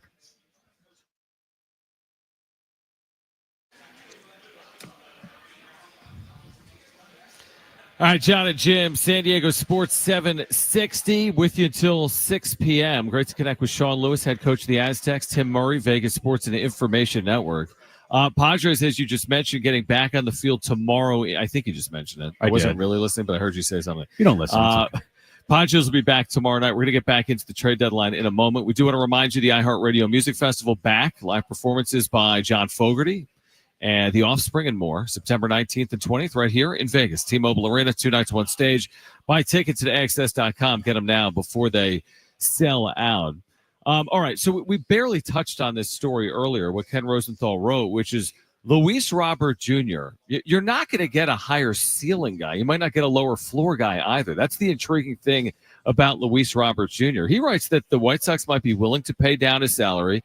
He's not making crazy money, Jim. I mean, it's not crazy money. It's decent money. He signed a 6-year, $50 million deal. He signed through 2025. With team options for 26 and 27. Correct. Now. So if they can pay down some of that 26 and 27, plus the return's not going to be great because this guy is hitting 190 this year with 9 home runs. His WAR is literally 0. It's literally 0. So he's a replacement level player this year. But how often do you have a chance to acquire someone at the deadline that has had a 40 home run season? Well, he hasn't, but a 38 home run season as recently as 2023. So here's the positive thought process on this thing. All right.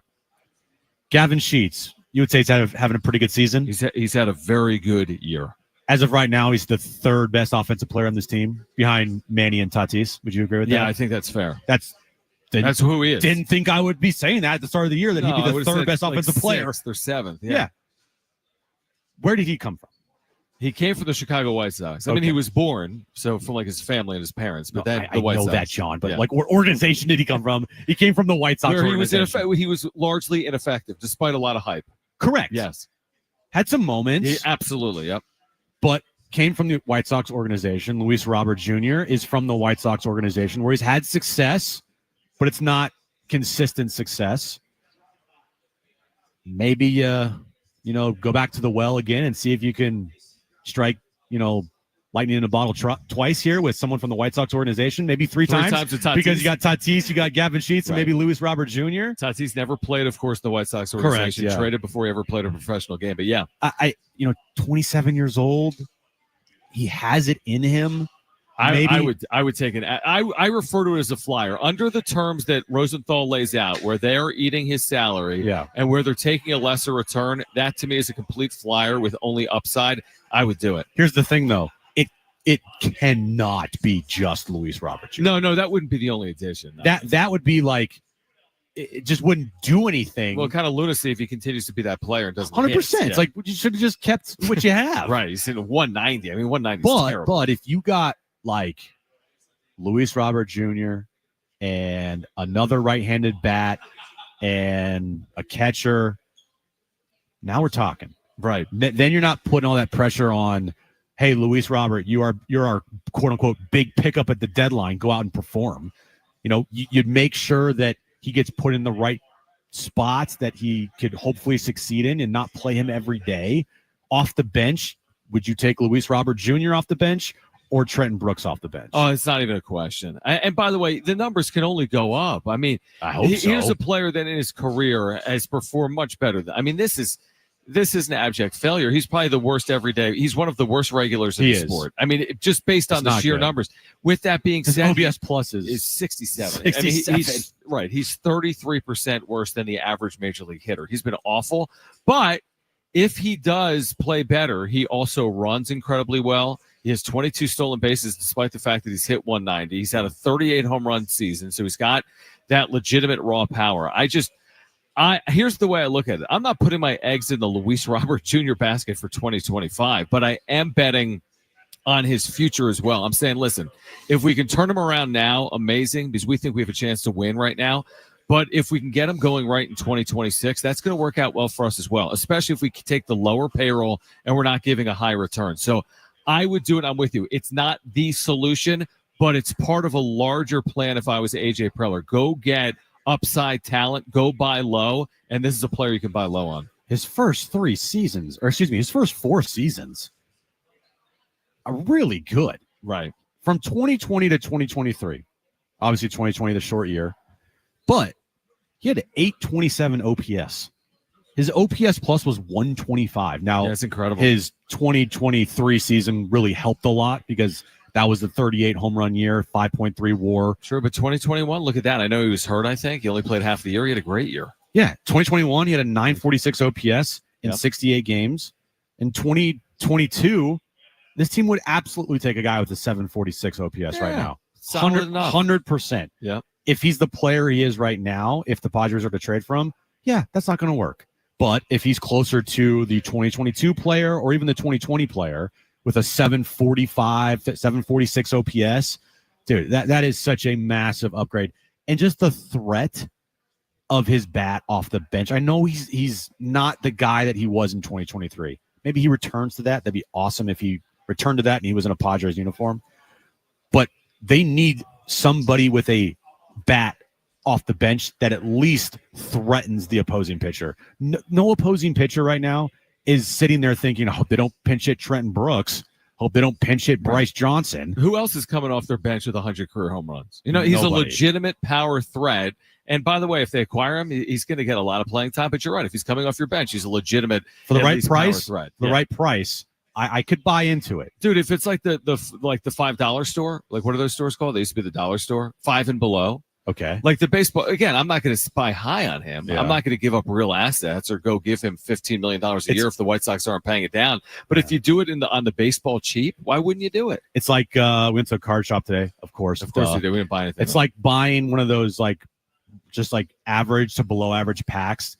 You know that they're sold there for $2, but we buy it for 10. You can't have that. You need to buy the below average pack for less. For less almost. Like, hey, I'll give you $1 for this. Exactly. And if you can get it for $1, it's worth the flyer. Yeah. All right. More on that on the other side. Would you take the flyer on Luis Robert Jr.? He's owed $20 million in each of the next 2 years. But if the White Sox pay it down, would you take the flyer? Plus the wrap coming up at 4:00. The executive director of the college football playoff. If you missed that conversation, you're going to hear it coming up at 4:30. And if you miss Sean Lewis, you'll hear it later in the show as well. We're here until 6:00. It's John and Jim.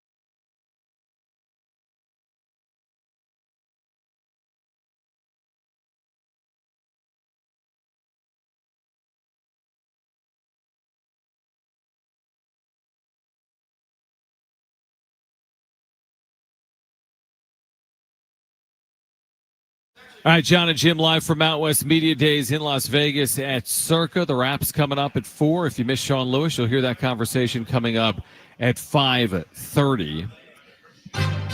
And that is music. That is sweet, sweet music, Jim. What does that mean for our listeners and viewers right now? That means right now you have 5 minutes to get to the iHeartRadio app. Make sure you put San Diego Sports 760 in your presets. Hit the talkback mic. Tell us your favorite superhero, and then you are entered to win a pair of badges to Comic-Con next week. We're announcing the grand prize winner for today's pair of badges at 5:30. So right now you have under 5 minutes to go to the talkback mic on the iHeartRadio app to tell us your favorite superhero, and also put San Diego Sports 760 in your presets. Then you're entered to win. Good luck. All right, about 4 minutes and 10 seconds to do that. Clock is ticking. Open up the app right now. Do that for your chance to win. We'll announce the winner coming up at 5:30. Real quick here to put a bow on the Luis Robert Jr. conversation, at least for now. When I'm at Baseball Reference, and me and you use this site religiously. I absolutely love it. And I look at similarity scores for Luis Robert Jr. It is inarguable if you can get this player on the cheap to go out and get him. Why? Like, look at similar batters. Now, I know he's having a bad year. I know he's had ups and downs, but he's 27. The number one similar batter at Baseball Reference is Julio Rodriguez. Okay. Listen to some of the names that are similar batters through age 26 in the history of baseball. Torrey Hunter and Frank Thomas are two of them in the top 5 on that list. Okay. It just proves his ceiling is legitimate. Now, his floor is bad because we're watching it play out right now. It's in real bad. time in Chicago. Yeah, it's bad. But his ceiling is not Frank Thomas. It's not Torrey Hunter or Julio Rodriguez, probably, but he's put together at least seasons that would rival some of the seasons of those players. That's why, to me, it's not even a the reason it's a conversation is what Ken Rosenthal is writing is the White Sox might be willing to pay down salary and to take a lower return. That's where it's inarguable. If you got to pay through, an arm and a leg, or you have to give up crazy assets, well, then of course it's a conversation. But if you don't have to do that, then you got to strike if you have the opportunity to do that. Yeah, like if in a week and a half, the Padres, you see the rumors or you see a report, Padres have made a trade for Luis Robert Jr., and we're all sitting there waiting for the, what do they return? What do they have to give up to get Luis Robert Jr.? Again, I'm not going to sit here and be like, oh, I can't believe they gave up this player. Right. But still, I'm going to want to see, no offense, I'm going to want to see somebody I've never heard of before. I'm going to want to see someone that is going to the White Sox that I've never heard of before. Right. Not Ethan Salas. Even Cash Mayfield. Right. Like, you need to see, like, who's that? Right. Go back to the Chicago White Sox. That's kind of, I feel like, the way that you could make this trade. But if you're giving up pieces that, you've heard of before, or multiple players even, I don't know, man. I would be hoping that, that Luis Robert Jr. turns out that he's actually good here in San Diego if that were to happen. Yeah, the issue with the outfield conversation that we've had, Jim, is there isn't a perfect player. No. Again, even at the Jaron time, Durant. that's what I was going to say. At the time, Juan Soto felt perfect. He didn't turn out to be, but he felt perfect. Jaron Durant bats lefty and is not having the same year as last year. We're talking about, obviously, Luis Robert Jr., who's in the midst of a terrible year right now. You mentioned Adolis Garcia. He's been fine, but it's nothing spectacular. There's going to be other names that pop up as well, but, there's not a ton of guys. There's nothing that's just hitting you in the face like, man, that would just be a home run of home runs. Like, you're gonna be buying something that's flawed. You're not buying like the perfect present here. You're buying something and maybe just hoping to make the most of it potentially. Yeah, Adolis Garcia this year, guy that I've been talking about. Yep. He's got a 2.2 WAR, 13 home runs, 56 RBIs. That's good. His OPS, 682, 95 OPS plus. Yeah, what's his batting average, right? It's been low. 234. Yeah, it's fine. But what he does bring to me, which is valuable, is postseason experience. Yeah. You watch a couple years ago, him in the postseason with the Texas Rangers, he was electric. And I know he wouldn't play right field because Tatis is there, but defensively, he's really good in the outfield. And if you want to move him to left, I think you can do that without having too big of a problem. Mm-hmm. And he's a right-handed bat, something that you need. And he brings swag. He brings a lot of VAR. Shout out DSG. The vibes, yeah. Yeah. I mean, maybe they could use something like that. We'll see. I mean, I'm fascinated by it. This is the time of year. It's fun when your team is having a good enough year, and the Padres are. I mean, to their credit, they're having a good enough year. A lot of it on the backs of what they did the first 2 weeks of the season. And he's hot, by the way. Going into the All-Star break, he's hot. He's hit 3 home runs in his last 5 games. He has 6 RBIs, and he's had a hit in every single game. So he's heating up a little bit here. Maybe you get him at the right time, but who knows if the Rangers are going to even trade Adolis Garcia. But his name has been out there in trade discussions recently. So who knows? Well, again, first and foremost, it's getting out of this upcoming road trip with a good enough, you want to feel good about it going into the deadline. I still feel like that matters. We can say that Preller's still a buyer if they go, 3-7 here, and that's probably true. But are you still the same buyer? Like, you want to be confident if you're in Preller's shoes about your team. And to feel confident, you want to go to D.C. and Miami and St. Louis, and you want to play well enough. Like, you want to be sitting there on the 28th or 29th of July and say, my team is good. Like, you don't want to be questioning your team on the 28th or 29th of July. And that's why this 10-game road trip is important. I mean, everything's important here. They're right in the thick of it. They could be in, they could be out. Everything changes based on one game or one series. And that's where the Padres are right now in the standings. Well, I do know firmly his team is in buy mode. Buy. But is it buy? Buy. Oh, it's like, is buy, this buy, backstreak buy. or is this 98 degrees or something? Oh, my gosh. It's in sync. In sync. That's what I mean. But are you buying? Are you buy? Or are you buy, like in sync? You go 8-2 here, you're buy. Oh, you're buy. You go 5-5. I think you're buy. You go 2-8. You ain't buy. Yeah, I'm sorry, you're not. You're buy. Right, but it's different. You're not buy. Exactly. You're just like, we'll buy a little bit. What are we talking about? I don't even know. I have no idea. All right, we're going to get to the wrap on the other side to kick off hour number 3. We're still at the Circa here in Las Vegas, Mountain West Media Days. If you miss Rich Clark, the College Football Playoff Executive Director, a great conversation about the future of the College Football Playoff. You'll hear that in the 4 o'clock hour. Plus, coming up in the 5 o'clock hour, our conversation with San Diego State's second-year head coach, Sean Lewis. In addition, we are qualifying listeners for 2 single-day badges to Comic-Con all day long. Be listening for that Superman theme song. When you hear it, you'll have 5 minutes to open the iHeart app, search for San Diego Sports 760, click the talkback mic, and tell us your favorite superhero to be qualified to win 2 single-day badges for Comic-Con. The wrap is on the other side. Hour 3 of John and Jim from Las Vegas, Nevada. That is next. Stay with us on San Diego Sports 760.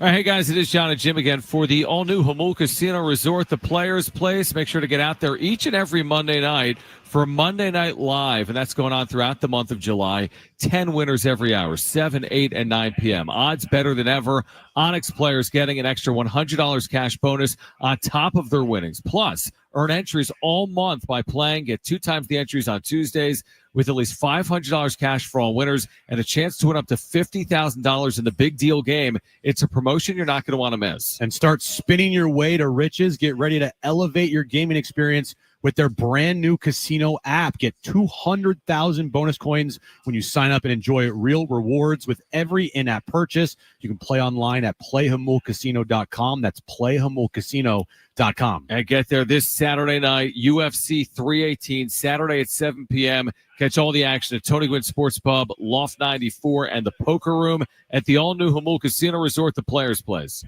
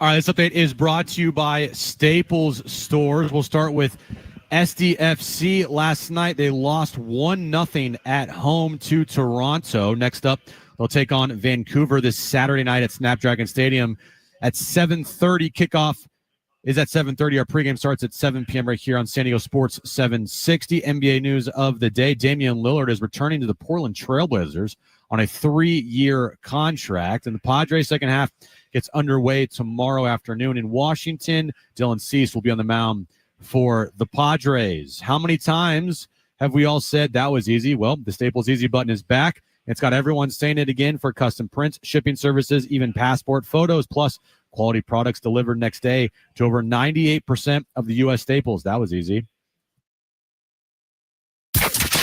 Getting you all set for that drive home. Let's just start the show. Here's John and Jim. All right, San Diego and Southern California, what's going on? This is hour 3 of John and Jim. We're here until 6 p.m. Mountain West Media Days at the Circa Hotel in Las Vegas. We've been here for the last couple of days. It's been fun. It's been a ton of fun. In fact, I'm going to walk away a winner. Jim's going to walk away a loser because of what happened away from the mics here. We talked about that earlier. I've got my Fernando Tatis Jr. signed Bowman baseball card that I picked up in a baseball vending machine. What does that even mean? Like I picked it up in I mean, it's crazy. What do you mean, what does it mean? Like, who would have thought? Seriously, like, you come to Vegas. We've been coming to Vegas for a long time. I never thought about going to Vegas and like playing my luck at a mystery sports card vending machine. So if you're watching us on YouTube, there it is right there. It is a perfect 10 autograph. Now the card isn't a 10, but the autograph is a 10. Look at this, Aaron. So Aaron. All right. Get over here. Aaron is joining us right now. Oh, Aaron, hop on. Little headset on. Yeah. All right, here we go. Our buddy Aaron here at Circa. Yeah. So listen to last night, real quick. So have you heard of these, Aaron? First of all, have you heard of Lucky Boxes? Have you heard of Lucky Box? Vaguely. So these vending machines, they have Pokemon cards, they have sports cards, and they have got signed jerseys. But you don't know what you're getting. It's Vegas, right? It's like a Vegas game. So we saw it on social media, and I'm like, listen, when in Vegas, right? I mean, I'm not a huge gambler, so I said, look, we could spend some money on this. Take out the credit card last night. I said, you know what? I'm just going to do it. And out drops. This is perfect for a San Diego sports talk host. What pops out? Oh, boom! Wow, Signed Tatis. impressive there. Right? I know. Luck of the draw there. I'm like, Jim, you got to do it. Okay. And Jim's a huge Pokemon guy. I like Pokemon cards. So's my daughter. I got this thing. It's like $2. I spent like $80 on it. I don't even know what it is. He says like It's the worst card. cool foreign language though. It's in Japanese. It's a Japanese card, but I looked it up. It's worth like $5. So Hey, $5 is $5. It's yeah, even though I So paid after you got the Tatis, you decided to make that your lucky run, and you started playing the tables, right? 'Cause No, that should have been a sign. I should have maybe. I mean, I know. thought Put about it. 150 I on considered it. black. It's all good. There we go. I considered it. Yeah. Aaron, well, we have you for a couple of minutes, and I know that San Diego Sports 760 is going to be back out here in August. All the Circa sports promotions around football get are ready. back, right? Circa Millions, Circa Survivor. That's going on right now, right? Yeah, we're excited. We're excited to have you guys part of this again, even though I know you guys can't make. You I got know, other right? obligations, Yes. but we're Do we? absolutely happy to have your station come out here, be part of contest weekend, August 20th to 23rd, to help promote our football contest. And you guys know, at past couple of years, we've worked together, talk about Circa Million, which is the classic handicappers contest. Pick 5 games against the spread every single week. Winner takes home $1 million, 126 different winners. Wow. Top 100 pays out. We got quarterly prizes. The person who comes in last place also wins a lot of money. So, there are people out there going to try to come in last. Then, of course, Circa Survivor, now up to 15 million guaranteed. And between me and you, it's going over the 15 It's going to go over 15 Wow. million. It's trending right now. It's going to be a ton. Last year, 8 people split $14.2 million. Here's the thing. my I might have gosh. to listen. I might have to double down. I was in A lot of cards from the Lucky Box machine. There we go. I was in last year. I was in Circa Millions. Okay. And I split it with some buddies. That's the beauty of this thing. Obviously, you by the way. didn't win. Now, I didn't win, but we had a ton of fun, and it's a great way to reconnect with friends. Like, because every single week we're like, hey, do you like the Bucks? Hey, do you like the Eagles? Hey. Right. So, I mean, it couldn't be easier. It's so simple. It's so fun. You can, and here's the beautiful thing for people that are in San Diego listening to us. all you got to do is enter in Vegas. But then I was in San Diego all football season, but you can play from anywhere. Yep. So that's the thing. You enter in Vegas, but you come out to Vegas for a weekend, you enter, and then boom. And there are people that can They're do going it to for put you. your plays in. Yeah, they're I plays had in my buddy Vegas, Tim yeah. Murray, Vegas Sports Information Network, who was just with us, who we all know through minor league baseball. You and I know through minor league baseball as Carolina well. So, League. Carolina League, which There has we come up go. multiple times today on John and Jim. So, again, if you're in San Diego and you're listening to us, or you're in Southern California listening to us on 760, get to Vegas, get to Circa, and enter, and then play along all season long. There is one new thing I want to make you we have a new guys thing. aware A new of thing. that I think is perfect for you guys. You Okay. guys seem like this is up Okay, to you. I want to hear it. We have a new contest. It is called Circa Grandissimo. Circa Grandissimo. Grandissimo. It's everything you love about Circa Survivor. You get 20 weeks, Survivor, pick one a week and advance or don't. $100,000 buy-in. So it looks perfect for you guys. I like this. Sell the Tatis card, Wait, time out. and then we're in it. 100K is all it takes. That's to All enter? it takes, That's 100K, nothing. guaranteeing 1.5, but we already have 6 entries, so we're already up to 600,000 the prize pool. It's same exact rules. And 100K. The interesting thing about this, think about Circa Survivor. You're trying to go the entire season. You got to go the 20 and yeah, 0 you're not to going to win. need to do that with 15 people. Yeah, we're going to think it's probably going to be more, but Yes. if let's say it's 25, 30 people. Think about your Survivor pools that you play with your high Yeah. school You buddies lose or half the whatever. people. You're it's over by week 7. It Yeah. could be this way. Completely different game theory. Do it. And by the way, everyone who signs up gets the Grandissimo experience here at Circa, which includes 3 nights at the stay at the Founders Suite. It includes a JSX flight from wherever you're at in the country to Dude. come out to Vegas. It includes chef tables at Barry's and Andiamo, the Derek Stevens experience at Stadium Swim, so much more. We're going to treat you like a pro for anyone who signs up for Circa Grandissimo. This is 100K, but Jim, if we split this, Then it's actually yes, just 50K. Yeah, a lot of our listeners are willing to drop no 100K. doubt. Yeah, Yeah, easily. there's no Yeah. doubt. That sounds like an Circa amazing Grandissimo. experience, though. Circa Grandissimo, first ever year for it, is going to be the best high stakes contest in the country. Wow. Just to go along with the 2 other best contests, Dude. Circa Million and Circa Survivor. I love that. I do I too. really do. $500,000. I don't know if you would But necessarily enter because yeah. Jim's luck, as evidenced by his $2 Pokemon card, It's not isn't great. Yeah, I even said But, it last night. but too. apparently you're I got some luck. So what with my you're saying Tatis. is you have luck. You're going to go win on the tables. You're going to win $100,000, and you're going to put that money towards a Grandissimo entry. I will say this: if I was in Grandissimo, man, I'd be locked into that week 1 Yeah, action. you Man. would. I'd be locked into every single Bengals course. play. I'll tell you that right now. That is unbelievable. Well, okay, so again, you got the contest weekend coming up in August. Yeah, August 21st. It feels to like there's 23rd. not a lot of downtime here at Circa. Dude, you guys, it's crazy over here. This face like, nope. There's Nah, no guys, doubt. what is downtime? What is Exactly, that? No, yeah. obviously that's kind of the big thing right now. Everything's pushing towards contest Yeah. weekend, but between now and then, just in town, it's not going to be here at Circa, but Big Ten Media Days are here, and obviously we're planning on Oh, having that's right. people in and out. Oh, That's wow. going to be in Vegas next week. We have a big convention called Bet Bash in the middle of August. A lot of the top gamblers come in, have panels. It's great networking opportunity. Get them in Grandissimo. You get Yeah. exactly. You Yeah. get Right, them in right. Grandissimo. We got so much going on. I mean, we just had a huge Love Island watch party this past Sunday, the finale was watch Jim party. At there? Stadium I Swim. was all in on Love Island this year. You and should have come out to Stadium Swim for the watch party.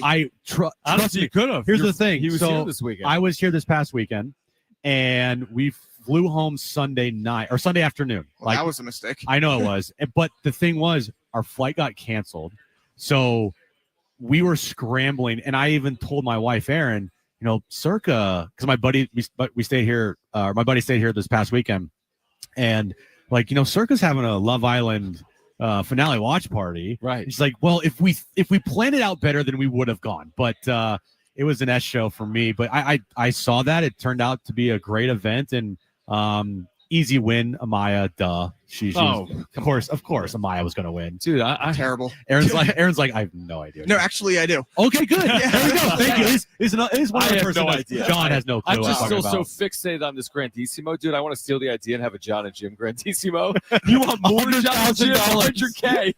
100K. Sign up now. That You would get help. more content. Maybe we'll have a division in Grandissimo. You bring people out here, part of contest weekend, get people out here, sign up, and there's your little division. A John and Jim Grandissimo division, or just a Yeah. I love it. Yeah. Hey, listen. I'm in.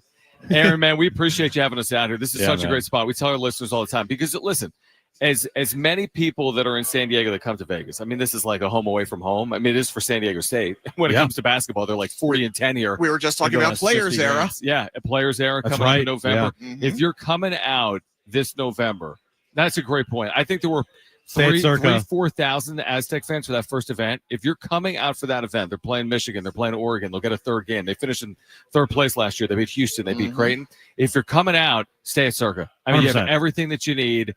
There'll be tons of college basketball fans, Aztec fans throughout the city. If you're coming out in November, a couple of months away, get to Circa. It's a great spot for it. Keep your eye out for Hoopsgiving. We're going to be having all Love it. sorts of stuff around here for that. We're definitely going to be hoping the Okay. Aztec fans come out here in force. All right. Perfect. Aaron, love seeing you, man. Awesome Thanks to for have you having us, guys man. out Appreciate here. it. We appreciate it. Let's take a time out. On the other side, let's get to the wrap. We're going to hear from Rich Clark, the executive director of the College Football Playoff at 4:30. Stay with us. This is John and Jim on San Diego Sports 760.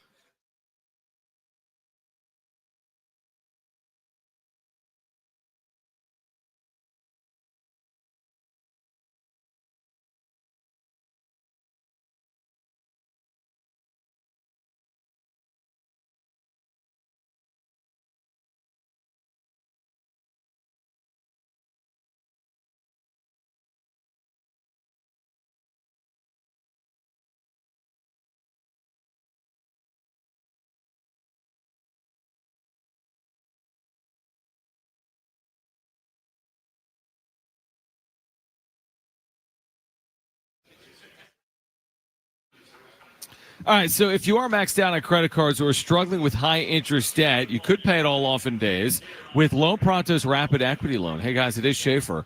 Get cash now without touching your low rate first mortgage. There are no appraisals, there is no waiting, no BS. It's the Rapid Equity Loan Program at Loan Pronto. It really is amazing. One Loan Pronto client just got $300,000 approved. They did it in less than a day, paying off debt, renovating their home, cutting their expenses by $1,800 a month. Just a huge turnaround. Loan Pronto, instant approvals, low rates with no hard credit pull up front. Your home equity is yours. You should use it. Get cash to consolidate your debt down to one easy, low monthly payment. Call Loan Pronto now for a free instant appraisal for your home and see how much cash you can get today.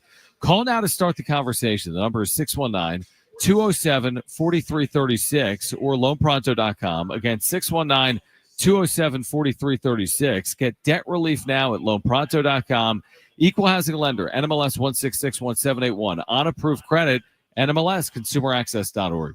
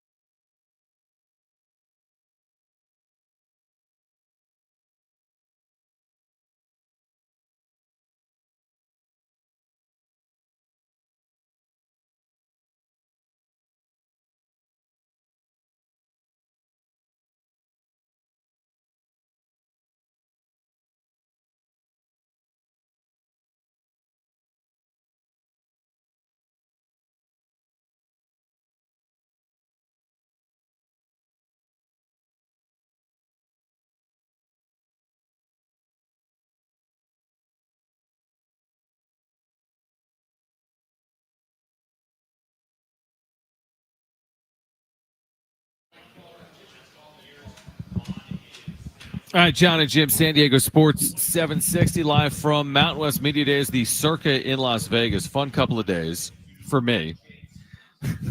What are you talking about? I think it's been a fun couple of days for you as well. I felt bad when you didn't hit on your Pokemon card in the vending machine. I did. I truly felt bad because I hit a good card with Tatis. If we both didn't hit, it would be like, whatever. If we both hit big, we'd be like, man, this is the greatest night of our life. When I end up with this, like, when I end up with this like $1 million card, yeah, and you end up with like a $2 card, I just felt bad.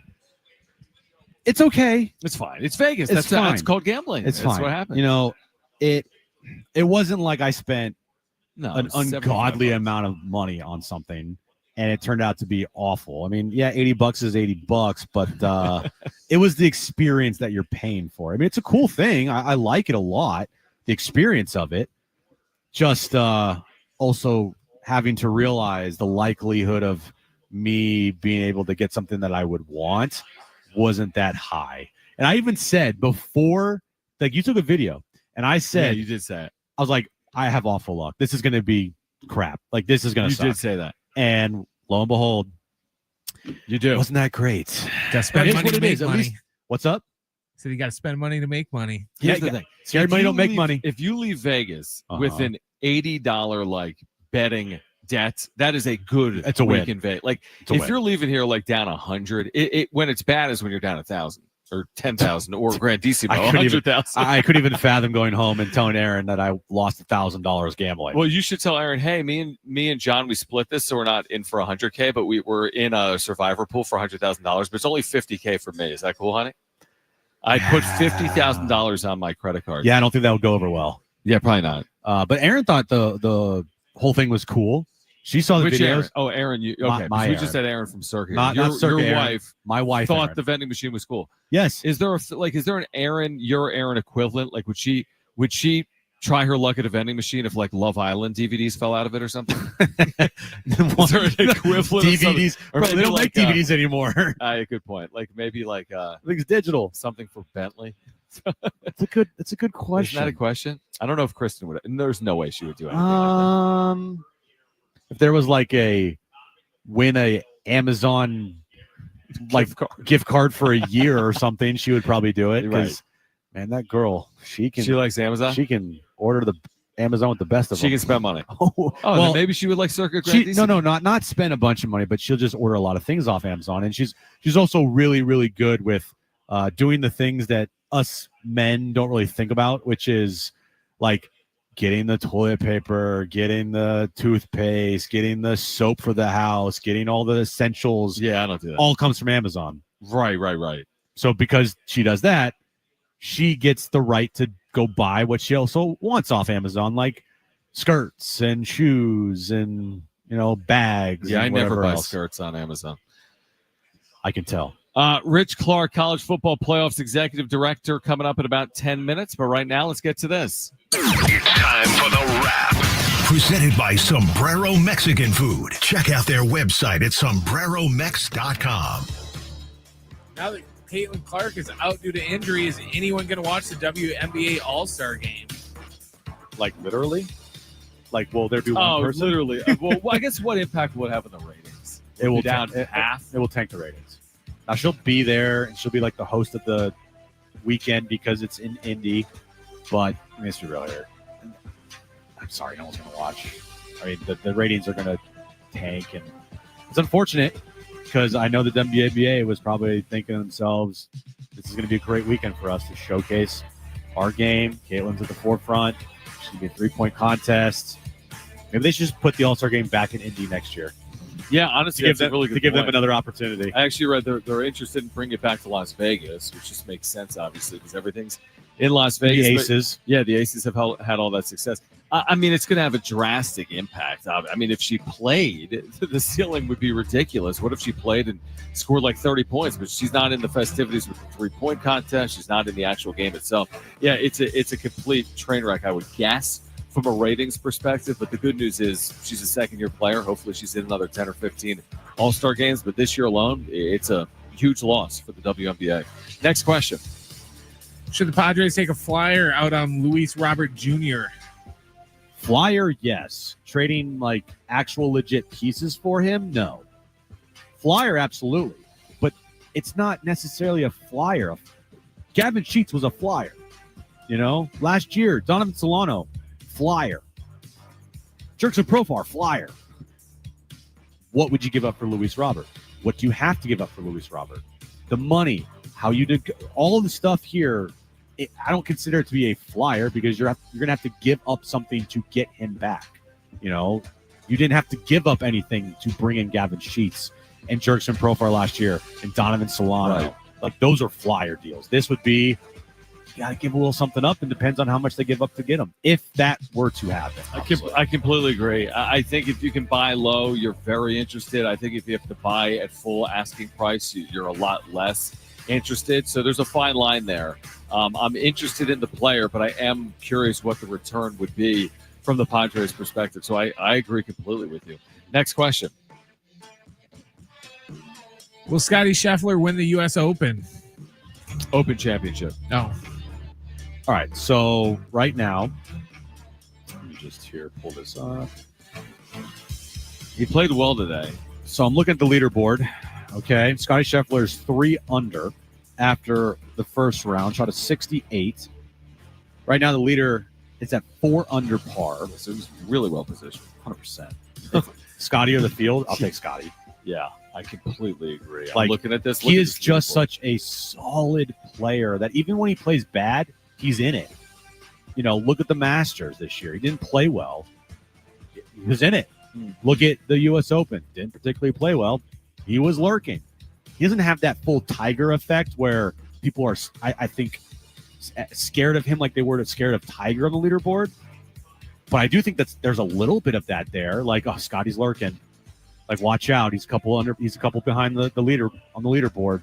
You know, he just has that in him. That's just how well he is playing and just the type of player that he is. I'd almost be surprised if he didn't win because he's just so consistent right now. I know that's crazy to say about a golfer. Like, you're just like, I'd be surprised if you don't win. That's crazy. But I'd be surprised. Rory, by the way, has played well. He's 1 under.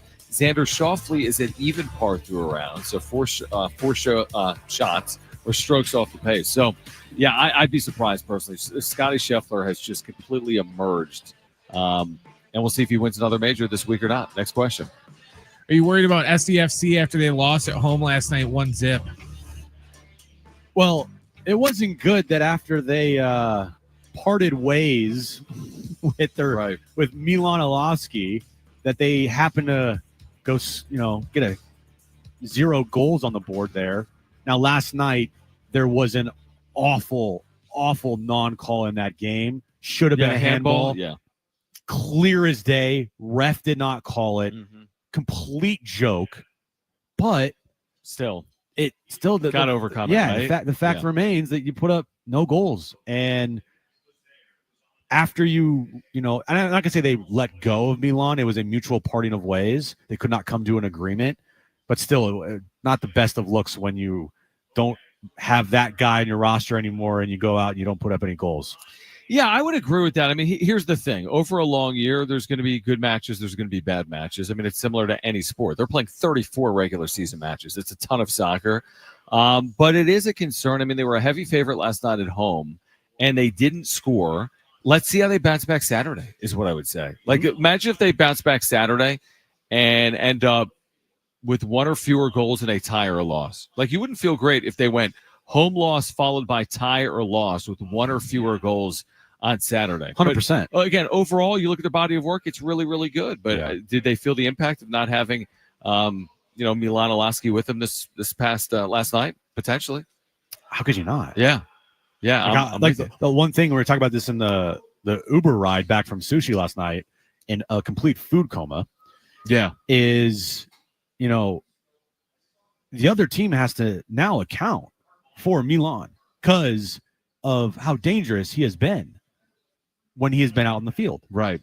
And so now you don't have that anymore. You don't have that player that the other team has to at least account for. So now you can, double up on Chucky or double up on Anders. Like, you're not worried about that other threat out there like other teams had to be worried about when Milan was on the field.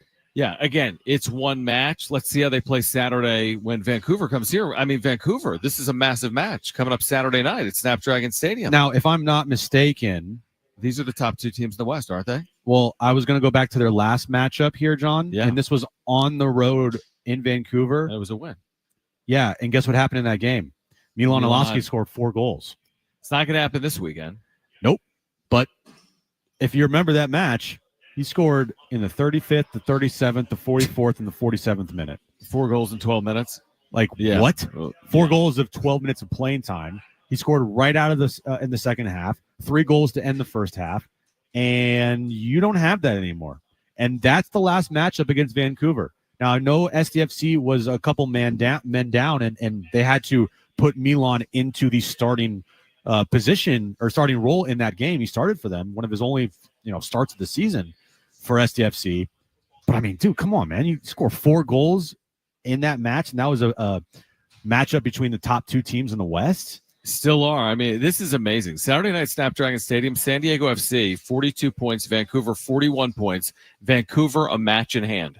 This is huge. There's about 10 or 11 matches left in the regular season. There's just a ton on the line in San Diego on Saturday night. All right, we'll turn our attention back to Mountain West Football Media Days on the other side with Rich Clark, the College Football Playoff Executive Director. If you missed Sean Lewis, by the way, earlier, you'll hear our conversation coming up at 5:30 as well. Don't go anywhere. John and Jim, San Diego Sports 76. Oh, look at that. Hold on. Before we break, Jim. For our listeners, you have 5 minutes, exactly 5 minutes right now to open the iHeartRadio app. Search for San Diego Sports 760. Click on the little red microphone, the talkback mic. Tell us your favorite superhero. While you're in the app, put San Diego Sports 760 in your number 1 preset position in the app. Once you tell us your favorite superhero via talkback, within the next 4 minutes and 40 seconds, you are qualified to win 2 free single-day badges to Comic-Con for next weekend. We will announce today's winner coming up at 5:30. Everything you said, ditto. Rich Clark coming up next, John and Jim.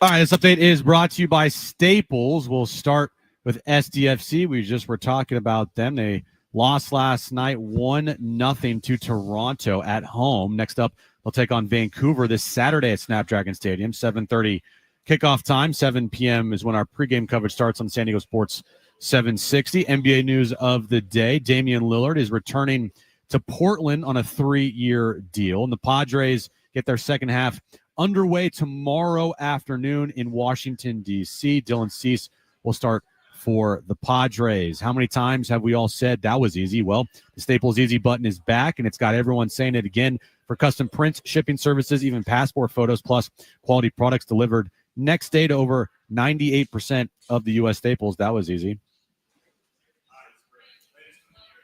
All right, John and Jim, San Diego Sports 760. Sean Lewis coming up at 5:30. We're here until 6 p.m. Mountain West Football Media Days at the Circa in Las Vegas. We had the executive director of the College Football Playoff on with us yesterday, Rich Clark. A really fascinating conversation as, of course, the College Football Playoff expanded last year, could be changing again in the future. And we started the conversation asking Rich Clark about the good, the bad, and the ugly of year one of the expanded College Football Playoff. Yeah, well, let's see.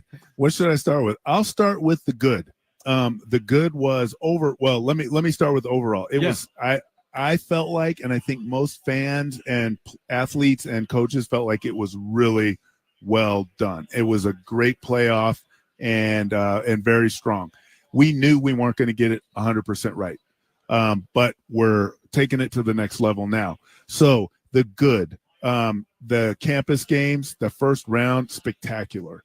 I got to go to Notre Dame and Ohio State. Those games were just electric. And when I watched them again on video, I was just so happy about that. And that was really great. And the institutions did a great job putting those games on. So that was very strong. I felt like the quarterfinals and the semifinals that our bowl partners put on, they brought the traditions and the pageantry of the bowls. Another great success, and the championship game was in Atlanta, so that was just a dream for me to be there and to just watch that happen was just amazing. So in total, just the presentation of the playoff was very good. So the bad, and now I won't say it's bad, but it's something that we needed to change, and we thought that we might need to change this going in, but the 5 highest ranked conference champions got in, and the top 4 of them got a bye. That was something that the commissioners believed was going to really reward the conference champions. I think we might have gone just a step too far. Having the conference champions in the playoff is significant and very important, and we need to honor conference champions. And so getting the top 5 ranked into the playoff is good. Giving the top 4 of them a bye was probably not the best thing because it sort of skews the bracket a little bit. And rather than that, this year what we're going to do is make the seeding in accordance with the ranking. So you'll have the top 4 teams, period, whether they're a conference champion or not, the top 4 ranked teams get a bye. And that gives you more of what a traditional bracket playthrough looks like. You know, you start with the lower seeded teams and they fight their way up through the bracket. That I think is going to be good. So I don't want to say it was bad, but it was something that we needed to change, and we did. We made the change this year. The commissioners knew right up front that was something, especially after the playoff was done, that was something that they needed to do, and they acted on that. And so we're going to execute that this year. So those changes that you're going to make that you're talking about, have they already been implemented, or is there a time that you have to, make a decision on those changes? Decisions made. Yeah. Oh, okay. So that will be this year. We'll have a 12-team format this year with a straight seed. The straight ranking will give us the seeding. But then 2026, all bets are, so to speak, off, right? Okay, that's the ugly. That's the ugly, right? Okay, there we go. Here's my general question. Here's my general question, and Rich Clark is with us, the CFP executive director. There's so much, there's so much passion in the sport of college football. I get it. And there's a lot of discussion about access and power and revenue. But I guess the layman way to ask it is, why in basketball do we have all these league champions, right? All this access, the Northeast Conference to the Big Ten are all in the NCAA tournament, where it just feels like there's so much infighting to determine this. And it's like a desire to to not necessarily have it a fully level playing field. It feels like it's already slanting a little bit towards the Power Four as opposed to just access for FBS. Why is the football methodology so much different from like the NCAA tournament methodology when it comes to men's and women's basketball? Yeah, so I don't think it's that much different. You're right, though. It is different. I mean, there's no doubt. But so let me start here. There's two different ways that the format might go, right? For 26 and beyond. Right. We just talked about what 25 is going to look like. So 26 and beyond. The two prevailing ideas here, one is an automatic qualification, where each conference, it is predetermined what the conference is, at least the A4, SEC, Big 10, Big 12, ACC, predetermined number that they would get in, plus probably one other conference champion would get in, and then an at-large team, depending on how many we go. If we go 12, 14, or 16, the remaining would be at-larges. So that would definitely slant towards the higher echelon conferences, right? But in a way, they have probably some of the higher end teams that are going to be in the ranking. So it might not look that much different than a straight ranking would look, but you don't know. But it does bring some certainty. It does allow you to do different things in the regular season, to have greater matchups, to maybe have some play-in games at the end of the regular season to determine which of those conference teams would get in. So there's some benefits to that, but it does slant towards the conferences that have the higher end teams, right, from a ranking standpoint. The other option is what we're calling right now the 5+11, and that's assuming 16 teams. You'd have the 5 conference champions plus the next 11 at-large ranked teams. That opens it up, and it's a little bit more akin to the basketball tournament. Now, that to me is more of a traditional look, as more traditional as far as college championships goes and playoffs go. And that's the other way that the commissioners are looking at this. There's no firm decision on which way we're going to go yet. I think from an access standpoint, the 5+11 is the better way to go. And the more teams, whether it's 12, 14, or 16 obviously gives you the most access. But we run out of windows. You don't have but so many weekends to play those games and so many TV windows in a given weekend. So there's a lot there. And how far are you going to extend the season for our student athletes? So there's just a lot of questions and a lot of details that the commissioners have to go through before they make a decision. And Boise State last year making the college football playoff as a non-Power 4 program. As long as the playoff is around, will there always be a spot for the non-power schools to potentially compete in to be in the college football playoffs? So yeah, Jim, that's a big question. As long as a playoff, that's like maybe eternity, So I can't. But I will. Here's what I will say: for the foreseeable future, I'll say that. Okay, I think that access will be there. Okay, and at least the group of commissioners that we have right now, they're committed to keeping that access for a team to have a path into the playoff. And so I think for the foreseeable future, we'll have that access. Rich, we appreciate you having on. I would just make this point, is that when you, and again, it's just my 2 cents. It's not to you, it's just 2 cents. As a diehard college football fan, and as someone that covers it locally and loves, non-power football as well, when you got 130-something programs and you only allow one spot potentially in the playoff for, 60, 70, 80 of your programs, and then you got these other, power programs, 67 or 80, where they're getting 15 of the 16 slots. It just feels as if, I like the 5+11 because at least you get someone from the non-power. I almost kind of like 6+10. Let the 10 at-larges go to the power leagues, but guarantee a couple of opportunities for the Pac-12, the Mountain West, the American. It just seems like there's so much good football being played. To leave out a 12-1 program over, an 8-4, 9-3 team, and they don't square off. It just, to me, it's what I prefer. Maybe it's because of the NCAA tournament, and I've seen Lehigh beat Duke, so to speak, and we've watched the upsets. I know football's not basketball, but you just like when it's decided on field, which is what the playoff does. And we didn't have it previously. Just wish we would maybe consider going even further with the access for the programs that aren't in the quote-unquote, power leagues. Yeah, and what you're saying is a very strong argument, right? Yeah. For sure. Here's the one thing that I would counter with just Yeah. a little bit, is that you can't just look at the records. No doubt. Just because you have a 12-1 team or whatever the record is, all records aren't created equal. I right? agree. There's a strength of schedule element here that has to be considered, and when you don't have the opportunity for enough head-to-head games, and even you don't really have enough for common opponents, Right. to really make good judgments. That's where the people on the AQ side really, they fall.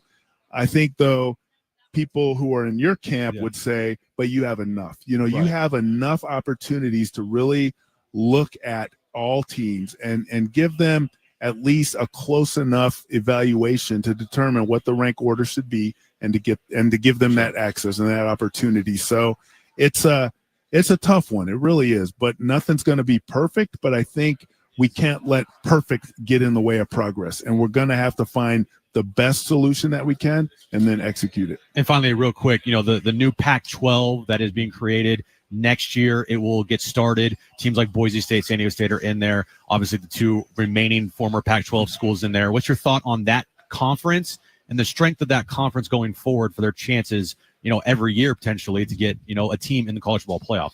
Yeah, I mean, once they get reconstituted, they have some strong teams that are going to be in that conference.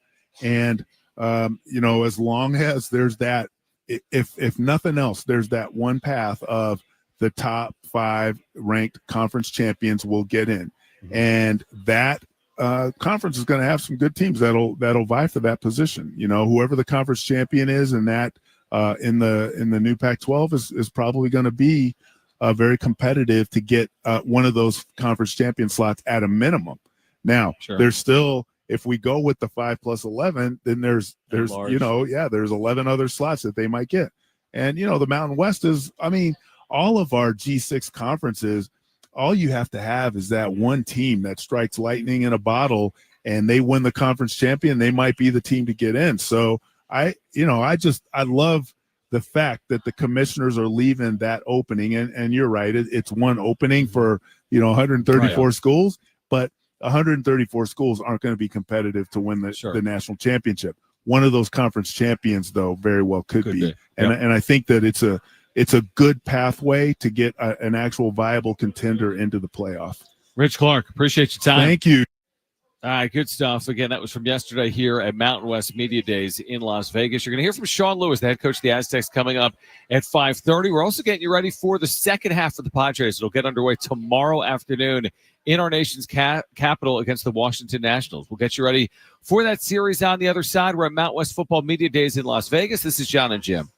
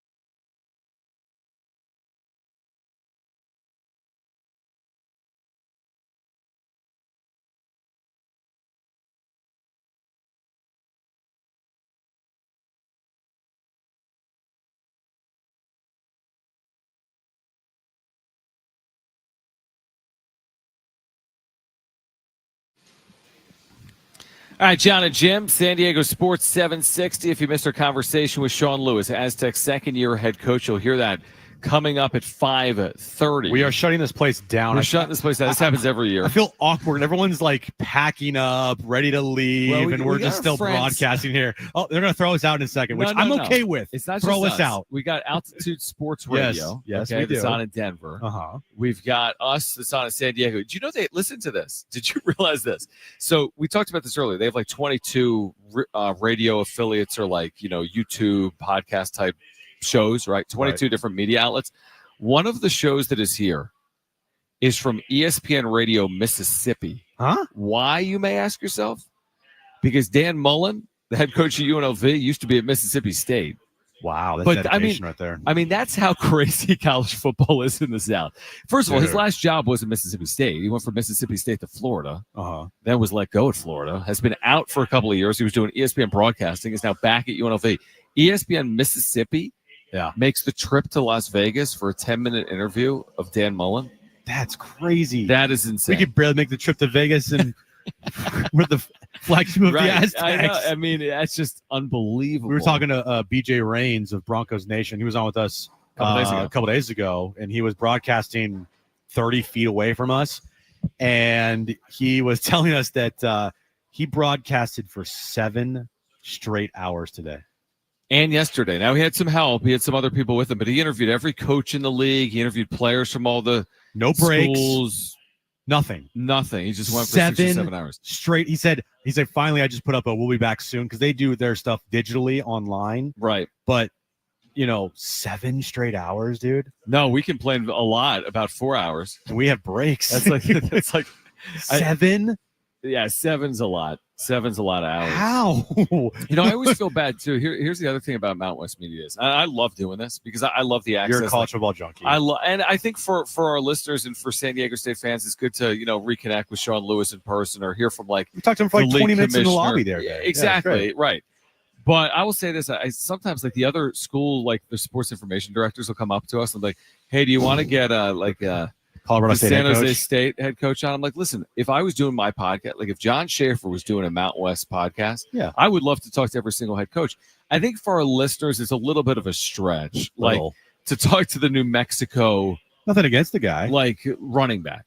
Yeah. So again, when if you were doing bad though, because you have to tell them we don't really have time for. If you were doing for that, your Aztec Rap YouTube channel broadcasting live here, you can set your own schedule, do whatever you want, and you were just previewing the Mount West Conference this year. Yeah, absolutely.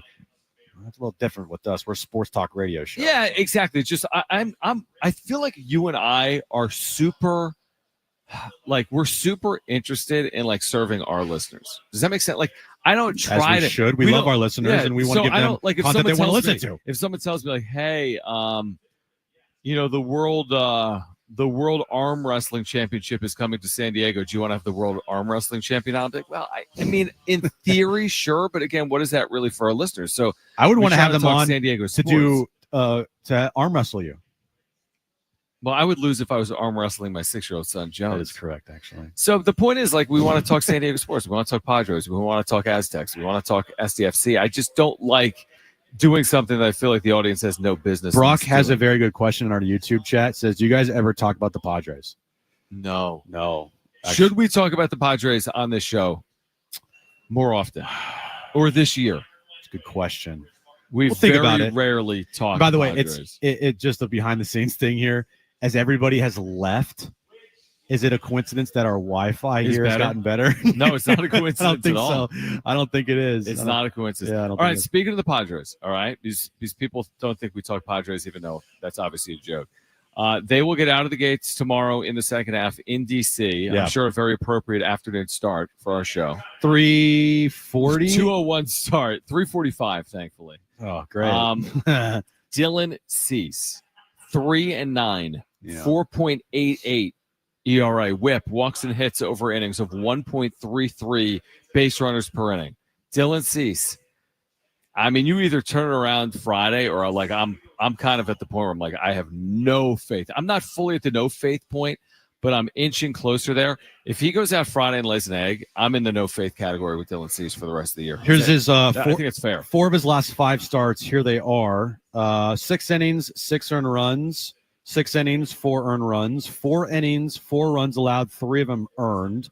He had a good start on June 21st. That was against Kansas City at home. 6 2/3, 1 earned run. Yeah. And then June 16th at Dodger Stadium, 5 innings, 6 earned runs. So 4 of his last 5 starts, no bueno. He has got to turn it around, through the no-hitter last year in Washington. So maybe that'd be nice. Brings back something. Are you calling for that because he did that last year in Washington? I don't even care. I just want him to go like 6 shutout innings. Yeah, like 6 innings, 1 run. Yeah. Can you just be consistent? You are being viewed as a frontline start. I mean, the team put you to open up the second half in Washington. Mm-hmm. Like that right there brings some, responsibility of you got to go out there and you got to pitch like a guy that the team believes in that you are, which is a number 1, number 2 starter. And right now you haven't done that consistently enough this season. You've had moments, you've had some games where you've absolutely looked like the Dylan Cease that we saw most of the time last year. Mm-hmm. But then you have games like you had before the break against Arizona. Yeah, it's great you went 6 innings, but you gave up 6 earned runs. And, even Mike Schilt post game wasn't like, well, he had a couple bad pitches and it just kind of burned him.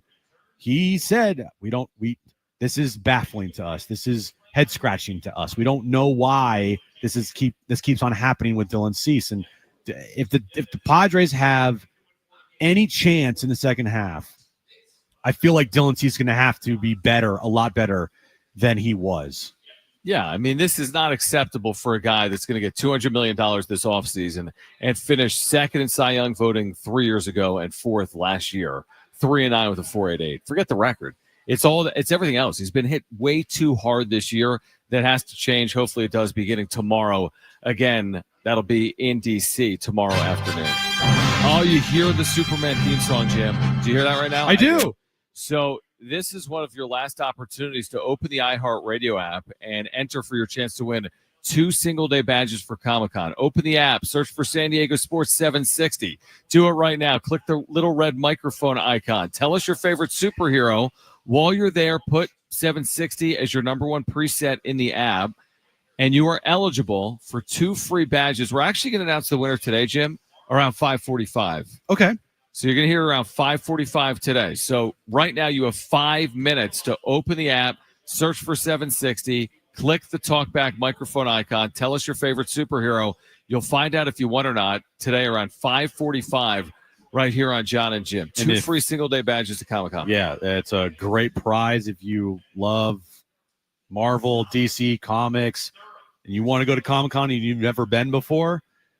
This is the way to get into Comic-Con because these badges are like Willy Wonka tickets. You don't just easily go online and buy them. You got to go through a whole process. I've been through it before. It's kind of difficult. So we have a pair of tickets today, and then tomorrow is our last pair that we're giving away for Comic-Con next week. So make sure you go to the iHeartRadio app, hit the talkback mic, put San Diego Sports 760 in your presets, tell us your favorite superhero, and then you are entered to win. All right, on the other side, a reason to bet on Luis Robert Jr. potentially for the Padres at the deadline. Plus, if you missed our conversation with Aztec second-year head coach Sean Lewis, you'll hear it coming up at 5:30. Final hour from Mountain West Media Days in Las Vegas is next right here on 760.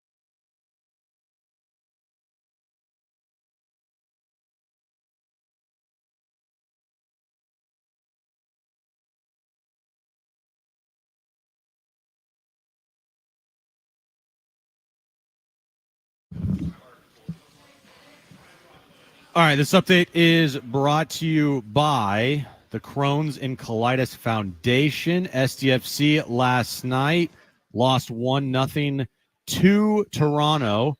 Next up, they'll take on Vancouver at home at Snapdragon Stadium this Saturday night, 7:30 kickoff. 7 p.m. is when our pregame coverage starts right here on San Diego Sports 760.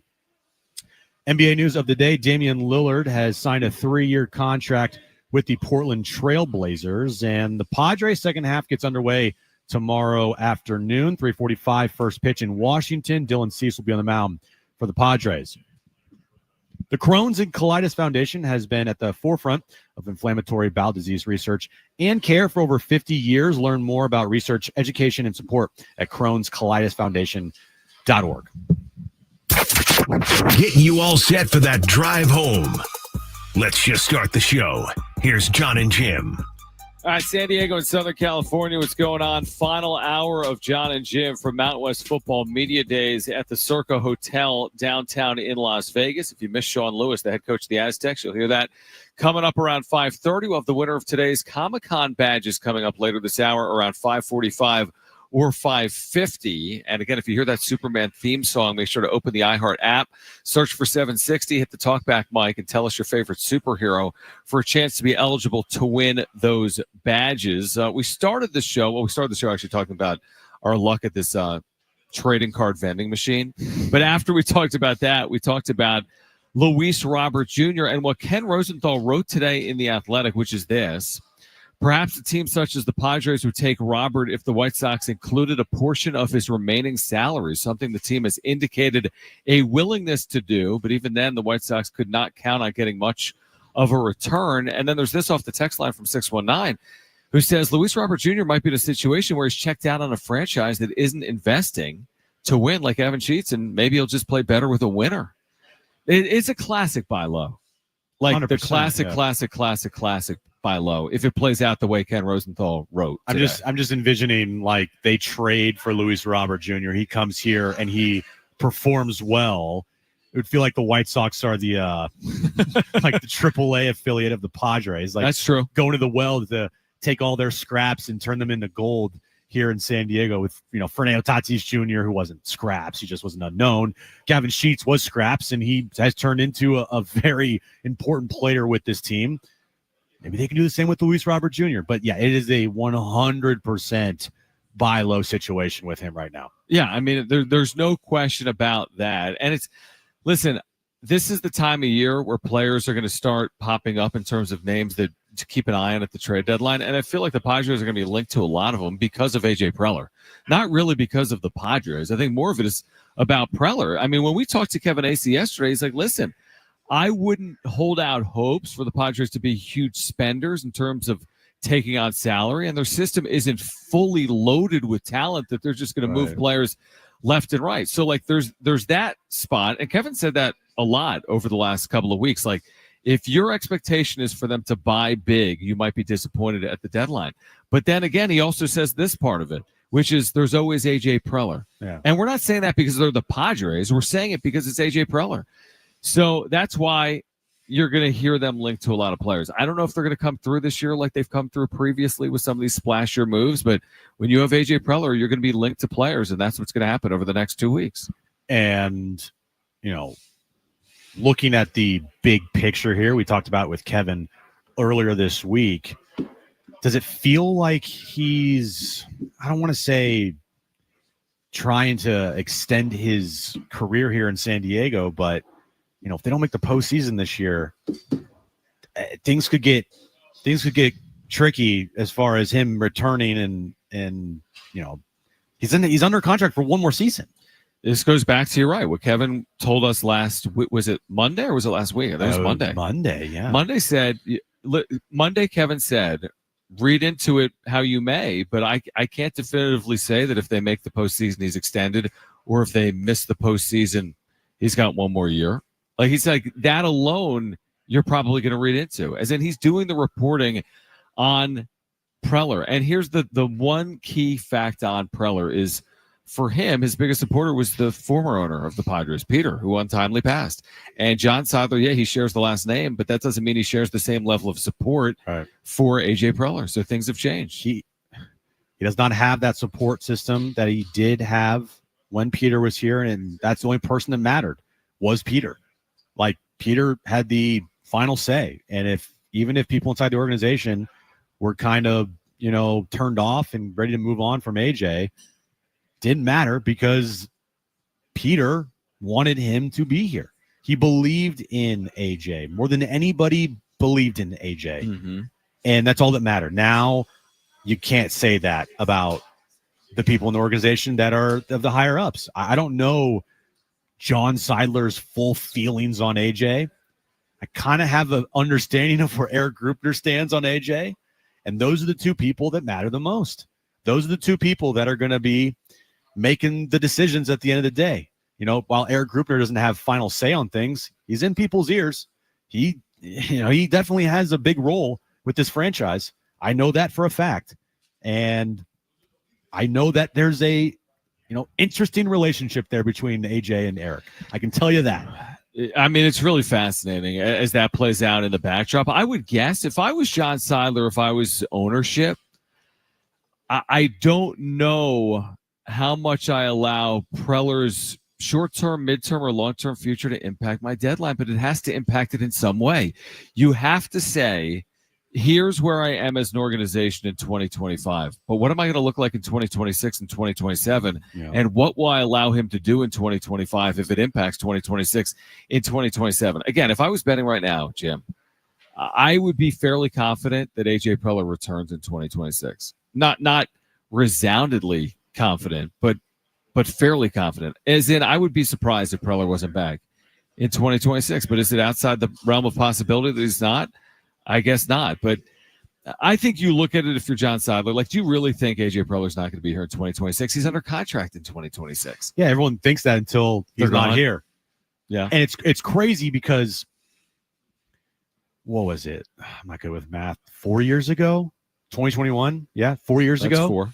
You told me 4 years ago AJ Preller was going to be gone. I think everybody would have thrown a parade. 2021, after that season, and we remember what articles were published by The Athletic and Dennis Lynn especially that offseason, it made AJ Preller and painted him in an awful light. And who was there to say, I still believe in him 100%? Peter. You don't have that. Now, I don't think there's going to be those types of articles coming out this offseason or anything, but still, if you asked me in 2021, AJ Preller is going to, be fired, I think everybody would have been good with it and not excited, but just like, good, move on.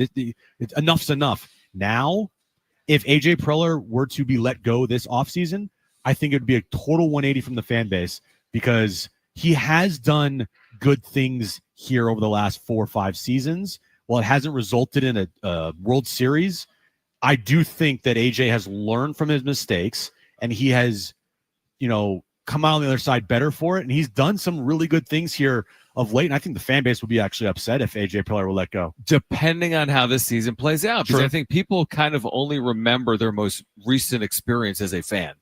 Yeah. So, if they disappoint in the second half and they finish 2 games behind the San Francisco Giants for the last wild card spot, then you're going to have a lot of cooling on AJ Preller. Now, I agree with you if they make the postseason and lose in the wild card. I don't think there's going to be a huge appetite to move on from AJ Preller from the fan base. If they're the 5 seed and they lose to the 4 seed in 3 games, give me the scenario. They lose to the Mets this time around. The Brewers. This time around, they lose to the Brewers or the Mets or the Cubs or whomever, or the Phillies, okay? And they lose in 3 games. And I don't think there's a lot of appetite to move on from AJ Preller for the fan base. I think there's the same story. Hey, when are they going to get over the hump? Maybe this isn't good enough. We'll be saying that. I think we'll say this probably isn't good enough, but I don't think there'll be a big appetite for the fan base to move on from him. No. Do you? No. I That's probably 89 wins later, 90 wins especially later. too because look at the history of this franchise. How many times they made postseason in back-to-back years? Yeah, and then you're getting rid of someone? Yeah, exactly. Yeah, the last time was in mid-2000s, the early 2000s, right? And that's one of the only times in the franchise history that they made. No, it is postseason. the only. That's right. It is the only. Yeah, it is. You're right. They've never made the postseason in back-to-back years other than in 05 and 06 when they won the division at like 82 games. And that includes now, unless they make Yeah. I mean, they're trying to do something they've done once in nearly 60 years.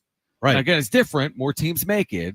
But still, like you're not getting there with 83 wins. Like this team is going to need to win 89 games. And for all the I don't think problems I have with Schilt because I think he's a good manager. Mm-hmm. I have very little problems with Schilt on the field as being in-game manager. There are some moments where I'm like, what are you doing? But for the most part, he doesn't enrage you as a fan or someone watching them every single day with the moves he makes in game.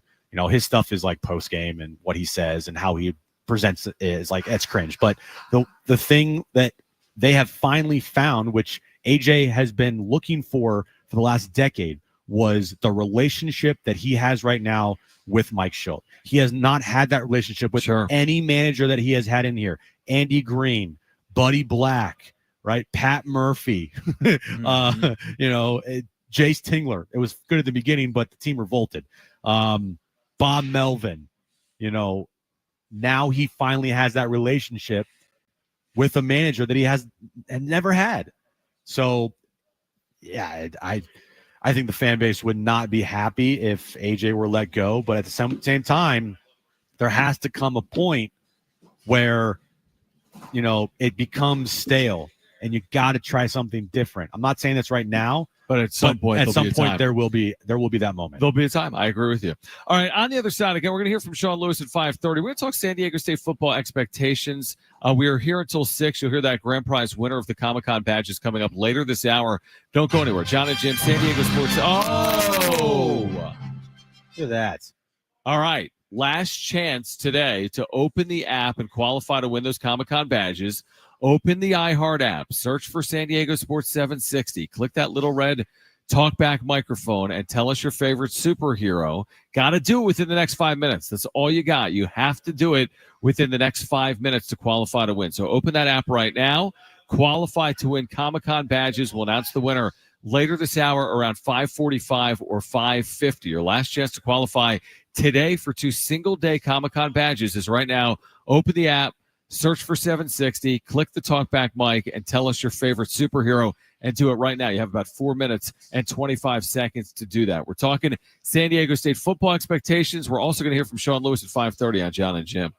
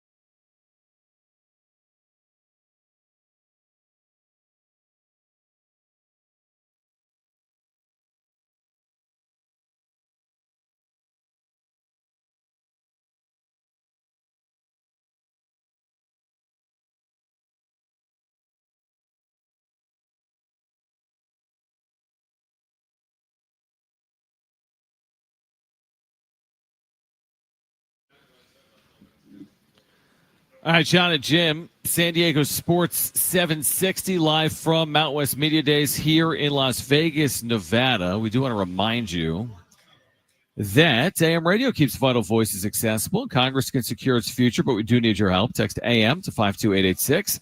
Now, to support keeping AM radio in cars, tell your member of Congress to pass legislation now and keep AM radio in cars. Standard message and data rates apply. We'll hear from Sean Lewis in about 10 minutes. You'll hear today's winner of Comic-Con badges for next weekend coming up in about 20 or 30 minutes as well. So stay tuned for that. I'd say around 5:50 or so here today. You know, we've been here for 2 days. We haven't spent a ton of time on expectations for San Diego State. We'll get into it with Sean Lewis if you missed it earlier. Obviously, a completely changing time in college sports. There was a 10-year run or more, maybe a 15-year run for San Diego State, where they were among the most consistent teams in the country, led by their defense, winning 9-10 games a year. Brady Hoke, Rocky Long. But over these last couple of years, we had the final year for Brady Hoke, right? He announced his retirement. We had the first year for Sean Lewis. We've got the freedom of movement. We've got NIL. The Aztecs are coming off a 3-9 year. It goes without saying. I mean, it's easy to say it is a big year. All of the years are. It's such high stakes now in college football with realignment, the future of the sport, so on and so forth. They have to show improvement. We know that. The question is, how much improvement can they make between year one and year two? They're coming off a 3-9 year. I think for a lot of Aztec fans, they're expecting bowl eligibility for San Diego State in 2025, and we'll find out over the next handful of weeks and months if they can get there. To be honest with you, even if they win 5 games, which would be a 2-game improvement from last year, I don't think the fan base will view that as like, oh, right on. I just don't. I think that bowl game, 6 wins, 6-6 on the. I mean, that to me would be something you could go to the fans with as like this. We're making serious improvement. Yeah, we took a step. We took a step. 3 more games. 3 more games. The over under here is 4.5 in Vegas. No one's. I don't think anybody's expecting a 9 or 10 win season. Right. Like, let's just be realistic here. That would be an incredible year. I mean, are you serious? 6 wins, I think, is realistic to ask for as a fan base. I really do. As Sean told us today, 3 games they lost last year by a total of 9 points. That was it, right? You remember what it hinged on a little bit. The Washington State home game, they were 3-3 and had a 12-point lead. What was the team? Central Michigan. Well, they missed 2 field goals inside of 30 yards. They changed their kicker, right? And then their kicker went 13-14 the rest of the year. So there's 2 wins that they let slip through their hands. I mean, think about it. And Washington State had one of the best quarterbacks in the country, John Mateer. He's at Oklahoma. Yeah, he's a Heisman front runner this year. And then what was the other game? It's another game in the second half last year. He said 3 games by 12 total of 12, 9 or by 9 points. points. 3 games by total of 9 points. Yeah, I'll find it. But it's a important year for this team. You're right. Central Michigan by 1 point. Washington State by 3 points. Okay. New Mexico at home by 5 points. Those are the 3 games that if you added up, they lost by 9 combined points. Okay. And had chances to win. So to me, my thinking is when Sean Lewis says something like that, he's thinking to himself, this year we got to get to a bowl game.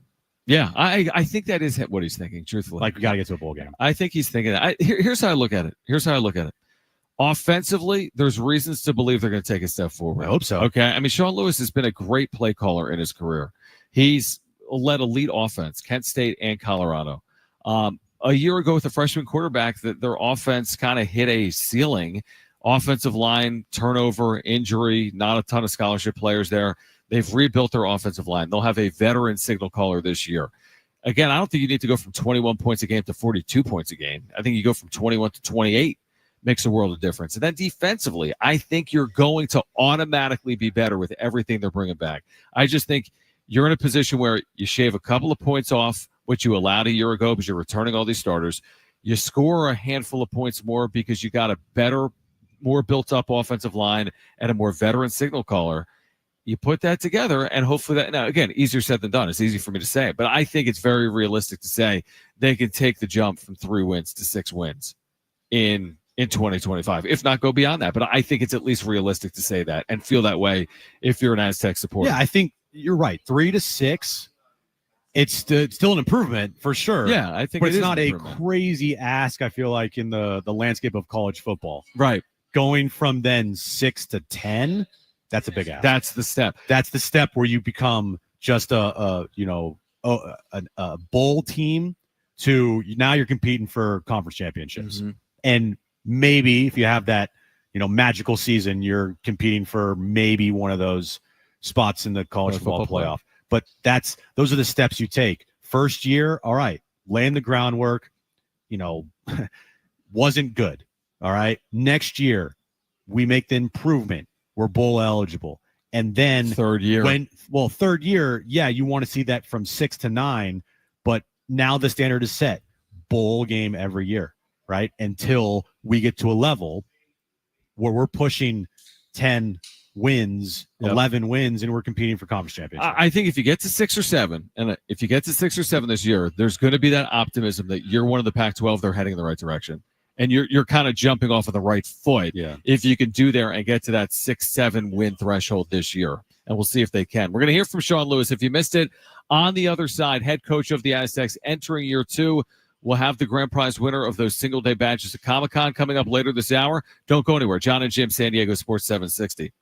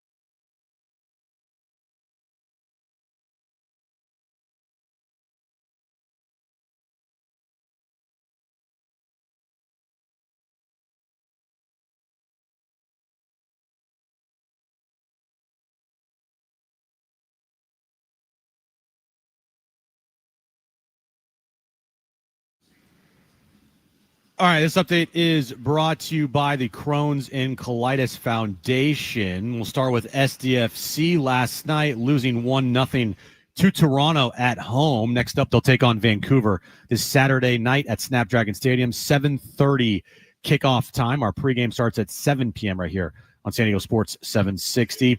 And the Padres second half gets underway tomorrow afternoon in Washington, D.C. Dylan Cease will be the starter for the Padres opening up the second half. The Crohn's and Colitis Foundation has been at the forefront of inflammatory bowel disease research and care for over 50 years. Learn more about research, education, and support at Crohn'sColitisFoundation.org. All right, John and Jim, San Diego Sports 760. What do you mean 3 errors? You didn't I didn't finish three it. I more. didn't finish it. All right, I'm working on 2 things at once. Welcome to life. Yeah.